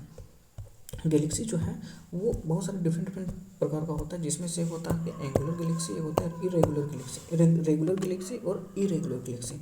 रेगुलर गैलेक्सी जनरली स्पायरल होता है, जो कि हमारा मिल्की वे गैलेक्सी है, जिसको मंदाकिनी भी बोला जाता है, वो स्पायरल है। स्फेरिकल भी होता है कुछ कुछ गैलेक्सीज, कुछ कुछ इलेक्ट्रिकल फॉर्म में होता है। पूछ देगा क्वेश्चन कि हमारा गैलेक्सी कैसा देखने को मिलता है, तो स्पायरल देखने को मिलता है। ठीक है, सीक्वेंस ऑफ द स्टार्स। जो रेगुलर गैलेक्सी में क्या होता है कि और इरेगुलर गैलेक्सी में के बीच में डिफरेंस क्या है कि जो स्टार का सीक्वेंस है वो डिक्रीज कर जाता है, एज के साथ डिक्रीज कर जाता है फ्रॉम सेंटर टू सर्कमफेरेंस। मतलब ये सेंटर है और जो सर्कमफेरेंस की ओर जाएंगे, सर्कमफेरेंस की ओर जाएंगे, यहाँ से जो सर्कमफेरेंस जाएंगे, जो स्टार का एज है वो क्या करते हैं, डिक्रीज जाएगा। मतलब सेंटर पे जो स्टार का एज है वो ज़्यादा रहेगा और यहाँ पे जो स्टार का एज होगा वो कम रहेगा। तो इसे मतलब रेगुलर गैलेक्सी बोला जाता है। इरेगुलर गैलेक्सी में क्या होगा, ये basically collision of the two और मोर गैलेक्सी से मिलकर एक अटेंडम टाइप का शेप में रहेगा गैलेक्सी, उसको बोला जाएगा इरेगुलर गैलेक्सी। हमारा गैलेक्सी का नाम है मिल्की वे गैलेक्सी, जिसको बोला गया मंदाकिनी। ओके, अभी हाल फिलहाल न्यूज़ में था कौन सा, तो नाम क्या था बता दूंगा भैया, करंट अफेयर में भी था न्यूज़, बहुत ज़्यादा भी न्यूज़ में था। आई थिंक अलकनंदा, हाँ। एक न्यू गैलेक्सीज, बेसिकली एक न्यू गैलेक्सीज है जो कि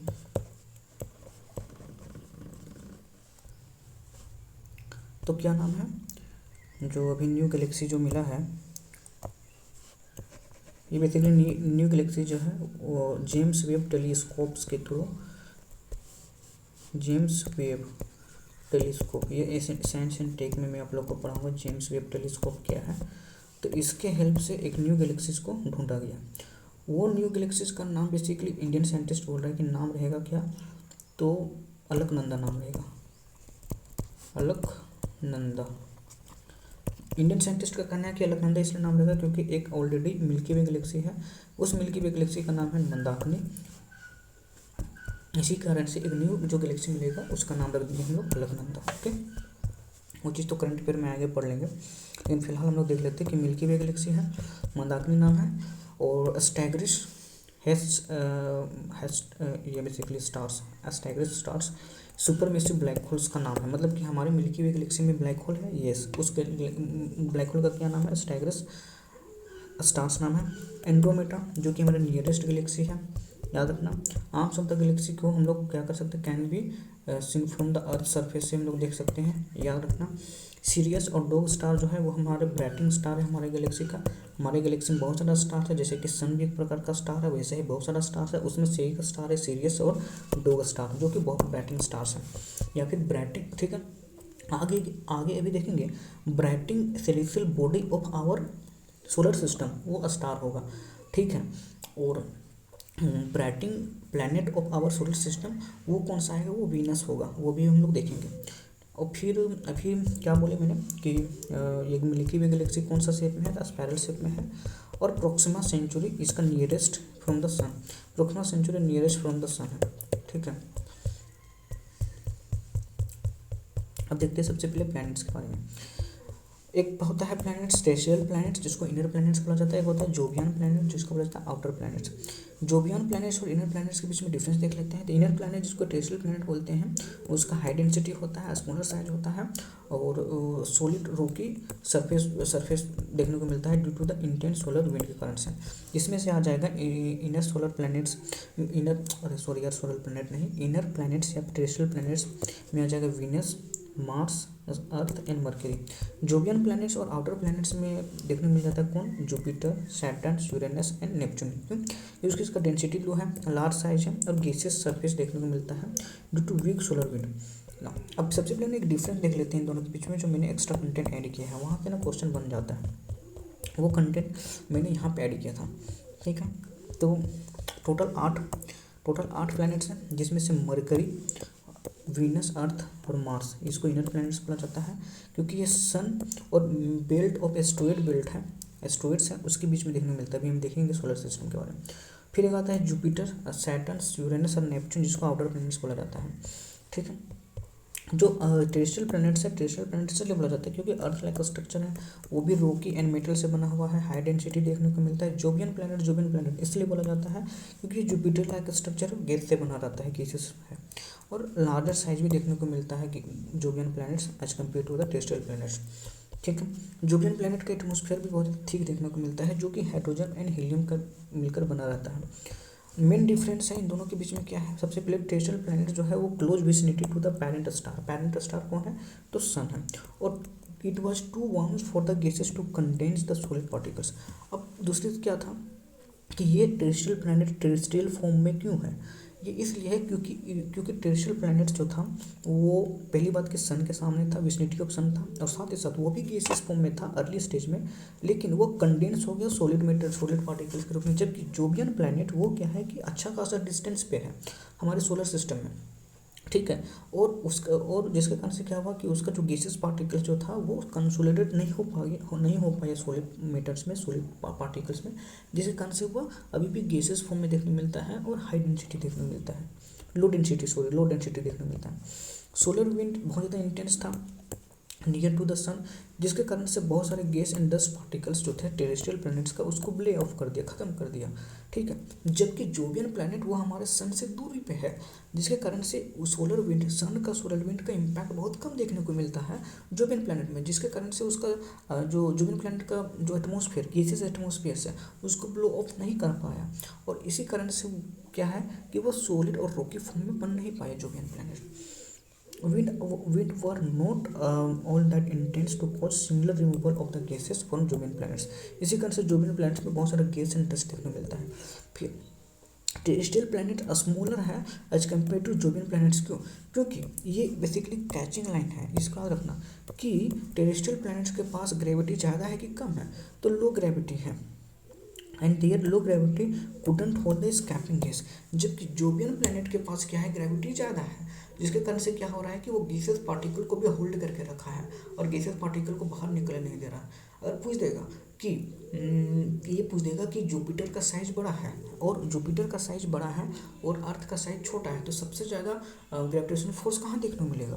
तो याद रखना कि जुपिटर का ग्रेविटेशनल फोर्स ज़्यादा है, इसी कारण से क्या हो रहा है कि वो गैसेस को होल्ड करके रखा है और अर्थ का जो ग्रेविटेशनल फोर्स है वो कम है, जिसके कारण से वो गैसेस को उतना स्ट्रांगली होल्ड नहीं करके रखा है। इसी कारण से क्या है कि यहाँ पे एटमॉस्फेयर में हाइड्रोजन और हीलियम की मात्रा कम देखने को मिलता है। समझ में आ गया? तो 2 तरह के प्लैनेट देखने को मिल गया। अब प्लैनेट्स में आगे मूव करने से पहले आप लोग एक बार सोलर सिस्टम को देख लीजिए। हाँ, तो ये है मर्क्यूरी, अरे यार यहाँ पे ये है मर्क्यूरी, यहाँ ये चीज ठीक है, ये है मर्क्यूरी, ये है वीनस, ये अर्थ और ये मार्स।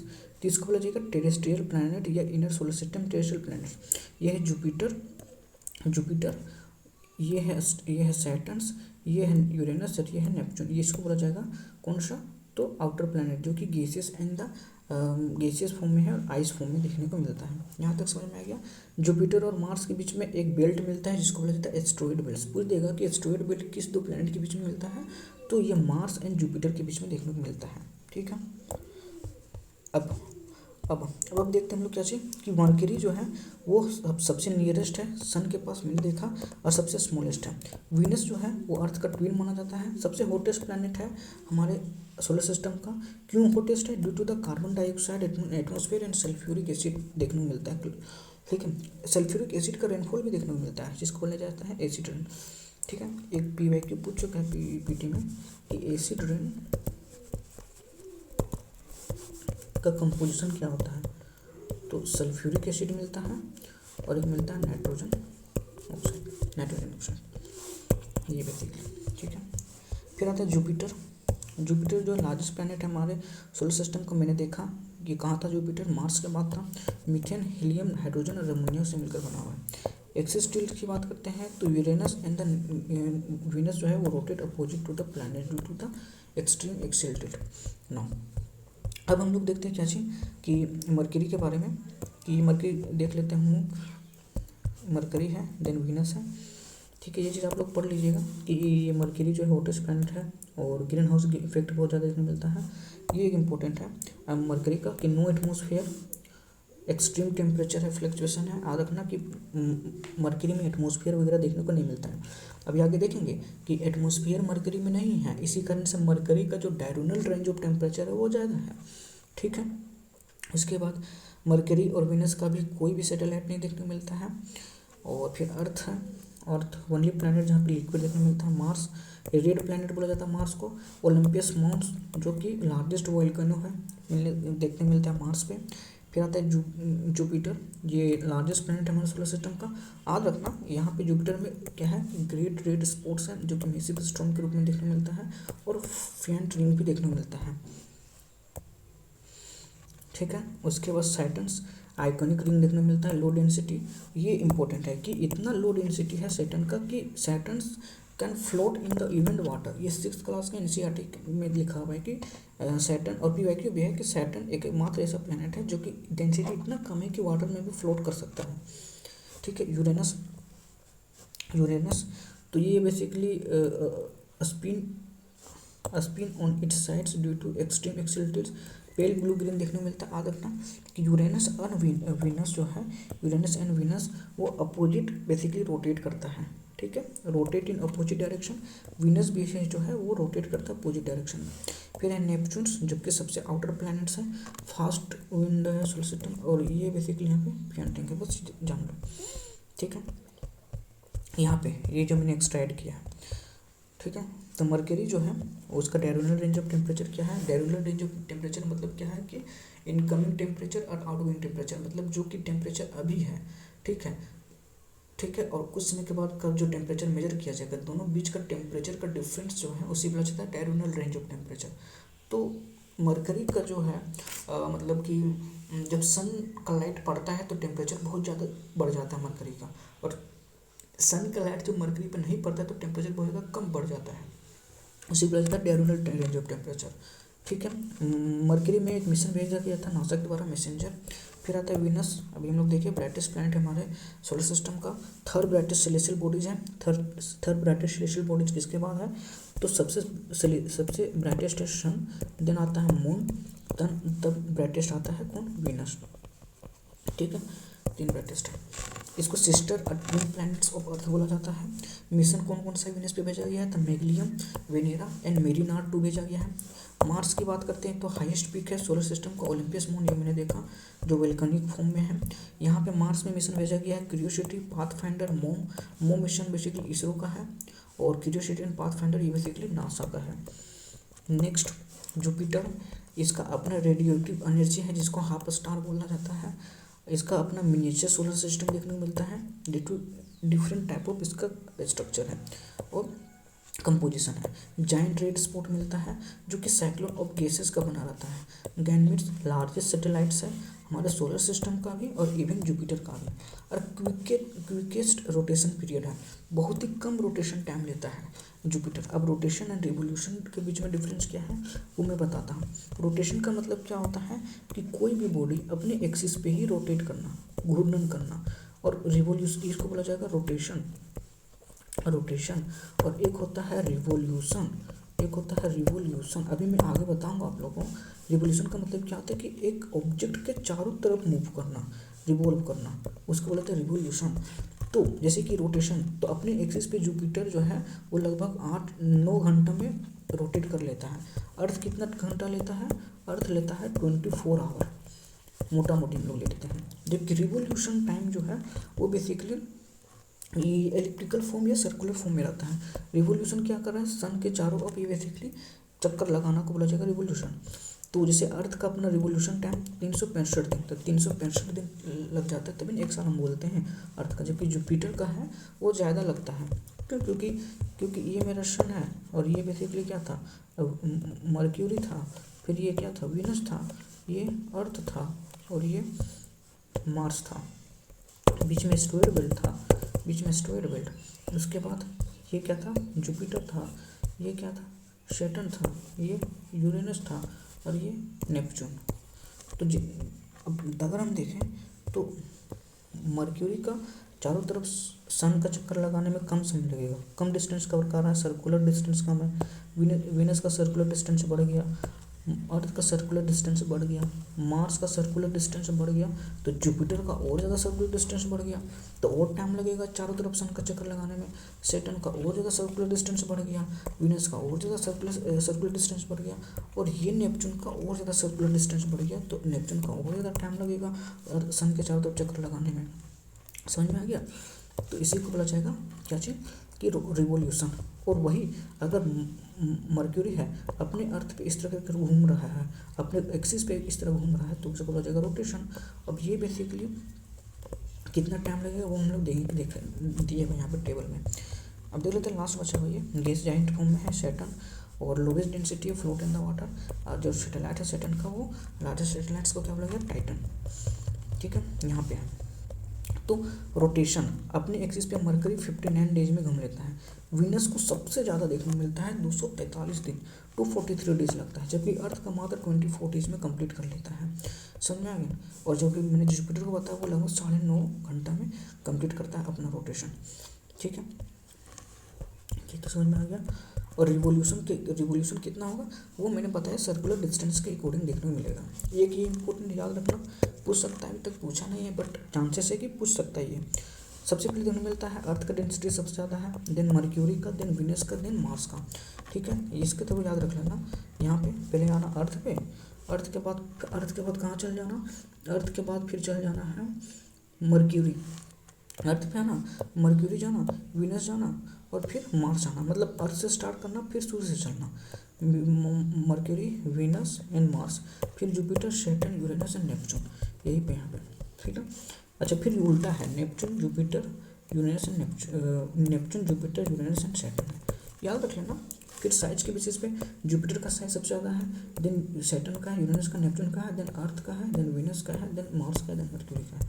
रोटेशन पीरियड की बात करते हैं तो वीनस का रोटेशनल वही कि अपने एक्सिस पे कितना समय लगता है घूमने के लिए। रोटेशन पीरियड वीनस का सबसे ज़्यादा है, देखो यहाँ पे 243 दिन, उसके बाद देखने मिलता है किसका, मर्क्यूरी का है, देन मार्स का है, देन अर्थ का है, देन यूरेनस का है, देन नेपच्यून का है, देन सैटर्न का, और सबसे कम रोटेशन पीरियड किसका लगता है, वो जुपिटर का है। ये मैंने सारा चीज़ देख लिया, ठीक है।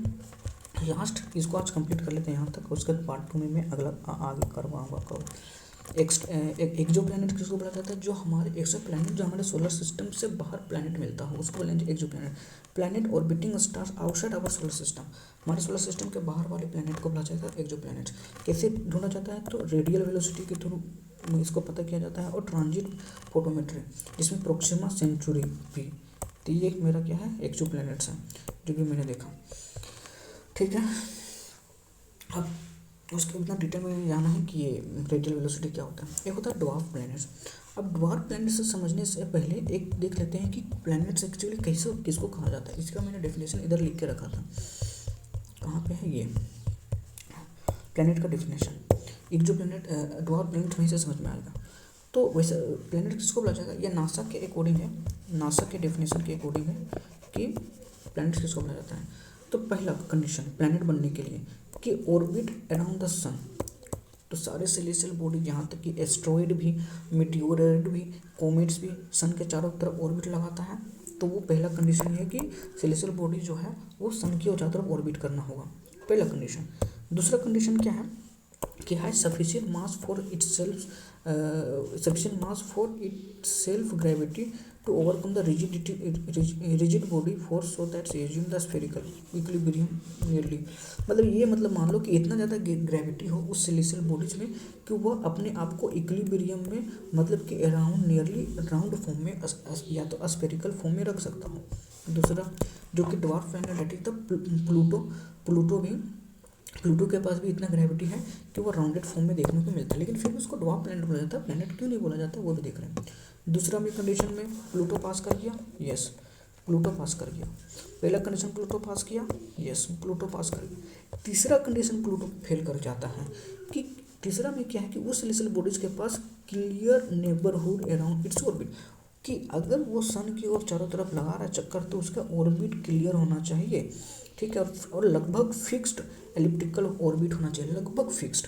ऐसा नहीं कि सन के चारों तरफ जो है वो इस तरह करके लगाया चक्कर, कल जाके इस तरह चक्कर लगाया, कल जाके इस तरह चक्कर लगाया, कल जाके इस तरह चक्कर लगाया। तो प्लूटो ऐसे ही करके चक्कर लगाता है, ठीक है। तो क्लियर पाथ नहीं देखने मिलता है नेवर की, ठीक है, फिक्स्ड पाथ देखने नहीं मिलता, जिसके कारण से बीच बीच में एस्ट्रॉइड आ जाता है, बीच बीच में एस्ट्रॉइड्स या फिर कोमेट्स या अदर सेलेस्टियल बॉडीज आ जाता है। तो यहीं पे प्लूटो क्या कर गया, फेल कर गया। इसी कारण से प्लूटो को बोला गया क्या चीज़, ड्वार्फ प्लैनेट है, प्लैनेट के श्रेणी में नहीं आता। जबकि 8 प्लैनेट जो मैंने पढ़ा वो तीनों कंडीशन को फुलफिल किया, इसी कारण से उसको प्लैनेट की कैटेगरी में रखा गया। समझ में आ गया। ड्वार्फ प्लैनेट क्या है, ये है ड्वार्फ प्लैनेट। तो ऐसे सेलेस्टियल बॉडी जो सन की ओर ऑर्बिट तो कर रहा है, इनफ मास तो हो राउंड से, but haven't clear there orbits path. समझ में आ गया। तो कौन कौन सा आता है ड्वार्फ प्लैनेट्स में, तो Pluto, Eris, Haumea, Makemake and Ceres जो है, सीरीज आई थिंक ये सीरीज जो है वो कहाँ देखने को मिलता है, ये मिलता है मेन एस्ट्रॉइड बेल्ट में, मेन एस्ट्रॉइड बेल्ट में देखने को मिलता है प्लूटो ये सीरीज। जबकि Pluto, Eris, Haumea and Makemake ये मिलता है कहाँ पे, ये मिलता है ऊट्स क्लाउड में देखने को मिलता है। ऊट्स क्लाउड क्या है अभी हम देखेंगे। मेन एस्ट्रॉइड बेल्ट क्या है, मैंने अभी मेन एस्ट्रॉइड बेल्ट आप लोग को समझाया ही। यहाँ पे मेन एस्ट्रॉइड बेल्ट कहाँ पे है, तो ये बेसिकली मार्स एंड जुपिटर के बीच का जो एस्ट्रॉइड वाला बेल्ट है इसे बोला जाता है मेन एस्ट्रॉइड बेल्ट बोला जाता है। यहाँ पे मिलता है सीरीज, और फिर नेपच्यून के बाद ये वाला जो यहाँ पे जो एस्ट्रॉइड्स वाला रीजन है, यहाँ पे जो सेलेस्टियल बॉडी मिलता है इसी को बोला जाता है ऊट्स क्लाउड बोला जाता है। तो नेपच्यून के बाद वाले जिसको बोला जाता है क्यूपर बेल्ट बोला जाता है, क्यूपर बेल्ट भी बोला जाता है। ओके, अभी हम लोग देखते हैं। एक होता है वाइट ड्वार्फ। तो अभी हम लोग देखें सन का इवोल्यूशन में देखे थे स्टार का मतलब कि स्टार लाइफ साइकिल में कि remnant of star like sun after exhausting their nuclear fuel, तो वाइट ड्वार्फ बनेगा। कॉमेट्स क्या है, एक प्रकार का आइसी बॉडी है जो कि क्यूपर बेल्ट और या फिर ऊट्स क्लाउड में देखने को मिलता है। तो यहाँ पे कॉमेट्स मिलता है। अब आप लोग खुद बताइएगा, यहाँ पे मिल रहा है कौन सा कॉमेट्स वगैरह मिल रहा है, ठीक है। तो यहाँ पे कॉमेट्स मिलेगा ये उस रीजन में। यहाँ पे जो मिलेगा सेलेस्टियल बॉडीज उसी को बोला जाएगा कौन सा कॉमेट।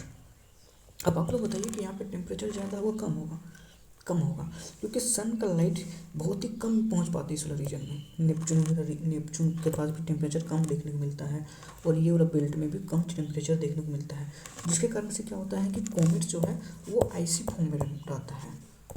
किस फॉर्म में रहता है, तो आइसी फॉर्म में देखने को मिलता है। समझ में आ गया। तो वुड्स क्लाउड और क्यूपर बेल्ट समझ में आ गया। तो यहीं पे यहाँ पे लिखा हुआ है कि आइसी बॉडीज है जो क्यूपर बेल्ट में मिलता है और उस क्लाउड में मिलता है, और डेवलप टेल या gases that way near the sun due to sublimation. अब यही जो है यहाँ से जो सेलेस्टियल बॉडीज है that is the comet icy form में, अब ये क्या करता है कि सन के चारों तरफ चक्कर लगाता है। सन के चारों तरफ चक्कर लगाते लगाते जब सन के नियर आता है तो क्या हुआ कि वेपोराइजेशन होगा कि नहीं उस आइसी बॉडीज का। यस, इसी कारण से क्या होता है टेल फॉर्म में देखने को मिलता है। समझ में आ गया, टेल फॉर्म में देखने को मिलता है। ये सन है और यहाँ पे आ रहा है कौन है, कॉमेट्स। अब कॉमेट जब धीरे धीरे चक्कर लगाते आएगा यहाँ पे पहुँच गया तो क्या हुआ कि अपने पीछे एक टेल फॉर्म में जनरेट करा। ये जो टेल फॉर्म में आ रहा है वो कैसा है, द अपोजिट डायरेक्शन में है, अपोजिट डायरेक्शन ऑफ ट्रैवलिंग। जिस डायरेक्शन में ट्रैवलिंग कर रहा है उसका अपोजिट डायरेक्शन में है। समझ में आएगा। तो ये कॉमेट्स बोला जाएगा। ये हो गया एस्ट्रॉइड्स।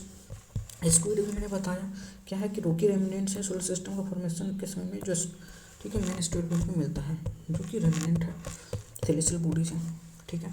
ब्लैक होल क्या है, तो ये बेसिकली बताया कि स्पेस टाइम और ग्रेविटेशनल फोर्स बहुत ज़्यादा स्ट्रॉन्ग की लाइट भी यहाँ पे स्केप नहीं कर पाता है। इसमें सबसे इंपॉर्टेंट है इवेंट होराइजन। ये बेसिकली बाउंड्री है जहाँ से nothing can escape. Event horizon में अगर कुछ बॉडी पहुँच गया, अगर सनलाइट भी पहुँच गया तो वहाँ पर स्केप नहीं कर पाता है। ये बेसिकली चंद्रशेखर लिमिट के बेसिस पे बनता है। अगर 1.4 सोलर मास से ज़्यादा है स्टार का साइज तो ब्लैक होल बनेगा, मैंने देख लिया था। यहाँ से सिंगुलैरिटी वगैरह यहाँ पे ये चीज़ आप लोग देख लीजिएगा। ये इवेंट होराइजन है, इवेंट होराइजन, ठीक है। ये इवेंट होराइजन ये इंपॉर्टेंट है, PYQ है। Radius around the singularity diameter energy can not escape. Pulsar क्या है, तो highly magnetize rotating neutron star है जो कि इलेक्ट्रोमैग्नेटिक रेडिएशन को एमिट कर रहा है, ठीक है। सुपरनोवा एक्सप्लोजन अभी मैंने देखा कि जब होता है मैसिव स्टार का डेथ होता है तो वो एक्सप्लोजन करता है और एलिमेंट्स को स्पेस में डिस्पर्स कर देता है। न्यूट्रॉन स्टार ब्लैक होल को बनाता है, उसे बोलता है सुपरनोवा। न्यूट्रॉन स्टार क्या है, तो कॉम्पैक्ट रेमिनेंट है, remnant of the massive star that exploded as supernova, ठीक है। न्यूट्रॉन का बना जाता है। क्वासार एक्सट्रीमली ब्राइट और energetic centre of distant galaxies का है, ठीक है। ये वास्ट अमाउंट ऑफ रेडिएशन को इमिट करता है स्पाइरल फॉर्म में, ब्लैक होल में बेसिकली इमिट करता है क्वासार, बस याद रखना है। ग्रेविटेशनल लेंसिंग आप इसको छोड़ दीजिए, ये सेंटी में मैं आप लोग को पढ़ाऊंगा। इवेंट होराइजन अभी मैंने देख लिया। एक ये वाला पोर्शन इंपॉर्टेंट है कि मीटियोरॉइड, मीटियोर्स एंड मीटियोराइट क्या है। मीटियोरॉइड क्या है, तो small Rocky and metallic body in the space में से बोलेंगे मीटियोरॉइड स्मॉल है। Mark this point, small bodies and metallic, small bodies है बट मेटेलिक बॉडीज है। एस्टेरॉइड क्या है, तो स्मॉल नहीं होगा, वो लार्ज होगा, लार्ज रॉकी बॉडी होगा और मेटेलिक फॉर्म में होगा, ठीक है। उसी बोला जाएगा एस्ट्रॉइड। और जो स्मॉल फॉर्म में मिलेगा, ठीक है, छोटे छोटे पार्टिकल्स को होना, तो बोला जाएगा मीटियोरॉइड, ठीक है। अब मीटियोर्स क्या है, अगर वही मीटियोरॉइड हमारे अर्थ के एटमॉस्फेयर में इंटर कर गया और जब हमारे अर्थ के एटमॉस्फेयर में इंटर करेगा तो एटमॉस्फेयर में फ्रिक्शन के कारण से वो लाइट जनरेट करता है, उसी बोलेंगे मीटियोर बोलेंगे। अब मीटियोराइट क्या है, जब वह जर्नी कवर करके हमारे अर्थ पे लैंड कर जाता है तो जो रेमिनेंट पार्ट बचता है उसी बोला जाएगा मीटियोराइट, ठीक है। लास्ट ओट्स क्लाउड, अभी मैंने देखा कि आउटर मोस्ट बाउंड्री हमारे सोलर सिस्टम का जो कि लॉन्ग पीरियड ऑफ कॉमेट्स वहाँ से आता है। प्लैनेटरी नेबुला, ये basic cloud of gas injected by the dying stars, वो मैंने देखा है। सुपरनोवा देख लिया। इंटरस्टेलर मीडियम क्या है, वो मैंने शुरू में बताया था कि dust and gas filling the space between the stars, star formation, interstellar medium. Dark matter और डार्क एनर्जी क्या है, अभी मैंने बताया डार्क मैटर जो है हमारे गैलेक्सी को रोटेशन स्ट्रक्चर और इन्फ्लुएंस कर रहा है, बेसिकली कंसोलिडेट कर रहा है, बता दिया। डार्क एनर्जी क्या है, mysterious forces driving energy expansion में रोल प्ले कर रहा है। आगे ये सब देखेंगे नेक्स्ट लेक्चर में। हाँ, एक चीज़ ये देख लो कि कौन कौन सा प्लैनेट के पास अपना सैटेलाइट है। तो मार्स में अपना मरकरी में अपना सेटेलाइट है नहीं, जीरो है। वीनस में जीरो सेटेलाइट है। अर्थ का अपना सेटेलाइट है, ये मून है, ठीक है ये। उसके बाद मार्स में 2 सेटेलाइट है, ये कि फोबोस एंड डेमोस है, बस याद रखना। जुपिटर में अपना सेटेलाइट है ये, जो कि लो, यूरोपा, गैनमीड और कैलिस्टो है, ठीक है, याद रखना। सेटर्न्स में अपना सेटेलाइट है ये, टाइटन, रिया एंड लेप्टस है। फिर है कि यूरेनस में है अपना सेटेलाइट ये है, टाइटेनिया, ओब्रियम एंड मिरिंडा है। और लास्ट है नेपच्यून में अपना सेटेलाइट है ये, तो ट्रिटॉन्स है, ठीक है। मैंने थोड़ा स्पीड बोल दिया, आप लोग इसको एक बार पीडीएफ को रीड कर लीजिएगा। ये इसको नेक्स्ट लेक्चर में कवर कराऊंगा, क्योंकि मैंने शुरू बोला कि आपको 1 घंटे के आसपास लेक्चर में कर दूंगा। अब एक बार देख लेते हैं कि एस्ट्रॉइड एंड कॉमेट्स के बीच में डिफरेंस क्या है। अभी देख लिया कि कॉमेट्स क्या है, के प्रकार का लार्ज ऑब्जेक्ट्स हैं जो कि फ्रोजन गैस और डस्ट का मिलकर बना हुआ है, ठीक है, जो सन के और चारों तरफ ऑर्बिट करता है। ये स्मॉल इन द साइज होता है, लेकिन क्या होता है, जैसे ही सन के पास सामने आता है, एक ग्लोइंग हेड जनरेट करते हैं, इसको बोला गया कोमा, ठीक है। जैसे कि मतलब क्या है, ये मेरा सन है और यहाँ पे कॉमेट्स है। अब ये क्या कर रहा है कि यहाँ पे पहुँच गया, ठीक है, ट्रैवल किया, यहाँ पे पहुँचा, तो ये क्या करेगा, इस तरह करके एक ग्लोइंग, ठीक है, एक प्रकार का ये हेड, ग्लोइंग हेड जनरेट करता है। क्यों? क्योंकि मेल्ट डाउन करने लगता है ना फ्रोजन पार्टिकल्स, ठीक है। और ये अपोजिट डायरेक्शन में होता है, ठीक है, ये अपोजिट डायरेक्शन में जनरेट कर रहा है, ठीक है, direction away from the sun. जिसमें आता है Halley's comets is the most popular comets है, बस याद रखना हेलिकोमेट्स बहुत ज़्यादा न्यूज़ में रहता है हेलिकोमेट्स। डिफरेंस देख लेते हैं एस्ट्रॉइड एंड कॉमेट्स के बीच में। ये प्रकार का रॉकी ऑब्जेक्ट्स हैं, लेकिन हाँ लार्ज रॉकी ऑब्जेक्ट को बोला जाता है एस्ट्रॉइड और स्मॉल रॉकी ऑब्जेक्ट को बोला जाता है मीटियोरॉइड, ठीक है। कॉमेट्स क्या है, तो फ्रोजन डस्ट है, फ्रोजन गैस एंड डस्ट है। एलिप्टिकल ऑर्बिट होता है ये एस्ट्रॉइड का, लेकिन कॉमेट्स का एसेंट्रिक ऑर्बिट होता है। एसेंट्रिक ऑर्बिट का मतलब क्या है कि एसेंट्रिक ऑर्बिट का मतलब क्या है कि ये बेसिकली सन है, तो ये बेसिकली इस तरह का पाथ में फॉलो नहीं करेगा, ठीक है। तो कभी इस तरह का फॉलो किया, फिर इस तरह का फॉलो किएगा, समथिंग लाइक दिस, ठीक है। 1 से लेकर 100 ईयर्स तक ऑर्बिटल टाइम पीरियड रहता है, जबकि 75 से लेकर लगभग 1 लाख ईयर तक होता है। स्मॉलर इन द साइज होता है, लार्ज इन साइज। ये बेसिकली बहुत ज़्यादा इंपॉर्टेंट है, ये डिफ्रेंशिएटिंग पॉइंट है, स्मॉलर इन द साइज और लार्ज इन द साइज। ये कोई टेल प्रोड्यूस करता है नहीं, ये टेल प्रोड्यूस करता है yes, direction away from the sun, लेकिन अपोजिट डायरेक्शन में, ठीक है। तो I hope you have done, ठीक है। ये बेसिकली MCQ है, तो आप लोग ट्राई कीजिएगा MCQ को अटेम्प्ट करने का। अभी तो ये वाला पोर्शन मैंने नहीं बताया है, अच्छा ये वाला पोर्शन तो हो जाएगा, मतलब कवर करवा देंगे, ये वाला पोर्शन मैंने नहीं बताया है। नेक्स्ट लास्ट बचा हुआ है, इस पर क्वेश्चन पूछ चुका है। रोटेशन डिवोल्यूशन अच्छा से मैं करवाऊँगा तब समझ में आ जाएगा, लेकिन क्वेश्चन ईजी है, ईजी क्वेश्चन पूछता है। तो I hope you all might get a better understanding, okay. अभी जो थोड़ा सा पोर्शन बचा हुआ है, यहाँ से हम लोग कंटिन्यू करेंगे नेक्स्ट पार्ट 2 लेक्चर में। यहाँ से लेके चलना है मून नेचुरल सैटेलाइट, थोड़ा सा ये तो स्पीडली हम लोग मगअप कर लेंगे, कर लेते हैं, ठीक है। तो मून जो है एक बार का नेचुरल सैटेलाइट है, अर्थ का डायमीटर अप्रोक्सीमेटली 1/4 ऑफ अर्थ है। अब मून का सिर्फ हमको एक साइड हमेशा देखने मिलता है, उसको वो होता है ड्यू टू टाइडल लॉकिंग, मतलब कि मून जो है वो अर्थ के साथ क्या हो गया, टाइडली लॉक हो गया है, मतलब कि 27 डेज लगता है मून को अपने ऑर्बिट में एक रोटेशन को कंप्लीट करने में और अपने ऑर्बिट में एक रिवोल्यूशन को कंप्लीट करने में। Completes its orbit around the sun and rotate on its axis. Rotation and revolution में क्या होता है मैंने बताया अभी, तो वो 27 दिन में होता है। इसी कारण से मून का हम लोग को एक पार्ट ही देखने को मिलता है, इसके कारण से only 1 side of the moon visible है। कैसे बना था मून, तो जाइंट इम्पैक्ट हाइपोथेसिस से बना था, जिसको बिग स्पेलेट बोला जाता है। और कौन सा सेलेस्टियल बॉडी था, उसको थिया बोला जाता है। एक थिया नाम का सेलेस्टियल बॉडी था, अर्थ से जाकर टकराया और इसके कारण से क्या हुआ कि बिग स्प्लैट हुआ जब मून जाके बना। जब वो मतलब क्या हुआ कि ये मेरा अर्थ था और यहाँ पे जाके एक थिया नाम का ऑब्जेक्ट टकराया और टाइडल डिस्टॉर्शन हुआ और मटेरियल जाके अर्थ के चारों तरफ स्कैटर्ड हो गया, आगे जाकर कंडेंस हुआ और कंडेंस होने के बाद वो जाकर मून का निर्माण हुआ। तो यही बोल रहा है, जो प्रिवेलिंग थ्योरी है मून का मतलब वो जाइंट इम्पैक्ट हाइपोथेसिस है, जाइंट इम्पैक्ट हाइपोथेसिस, जिसको बिग स्पेल्ट बोला जाता है। मतलब कि बता दें कि moon form from the debris resulting from collision between Mars sized body था और अर्ली अर्थ के बीच में कोलिजन हुआ था। ये होता है सुपर मून होता है, सुपर मून जो कि क्या होता है, कब होता है सुपर मून, पेरिजी के समय में होता है। एक होता है एपोजी एक होता है पेरिजी, पेरिजी ये मेरा अर्थ है, ये मेरा मून है। एक मून यहाँ पे, जब मून यहाँ पे रहेगा तो इसको बोला जाएगा कौन सा, द अपोजी, अपोजी मतलब कि मून और अर्थ के बीच का डिस्टेंस इंक्रीज कर जाता है।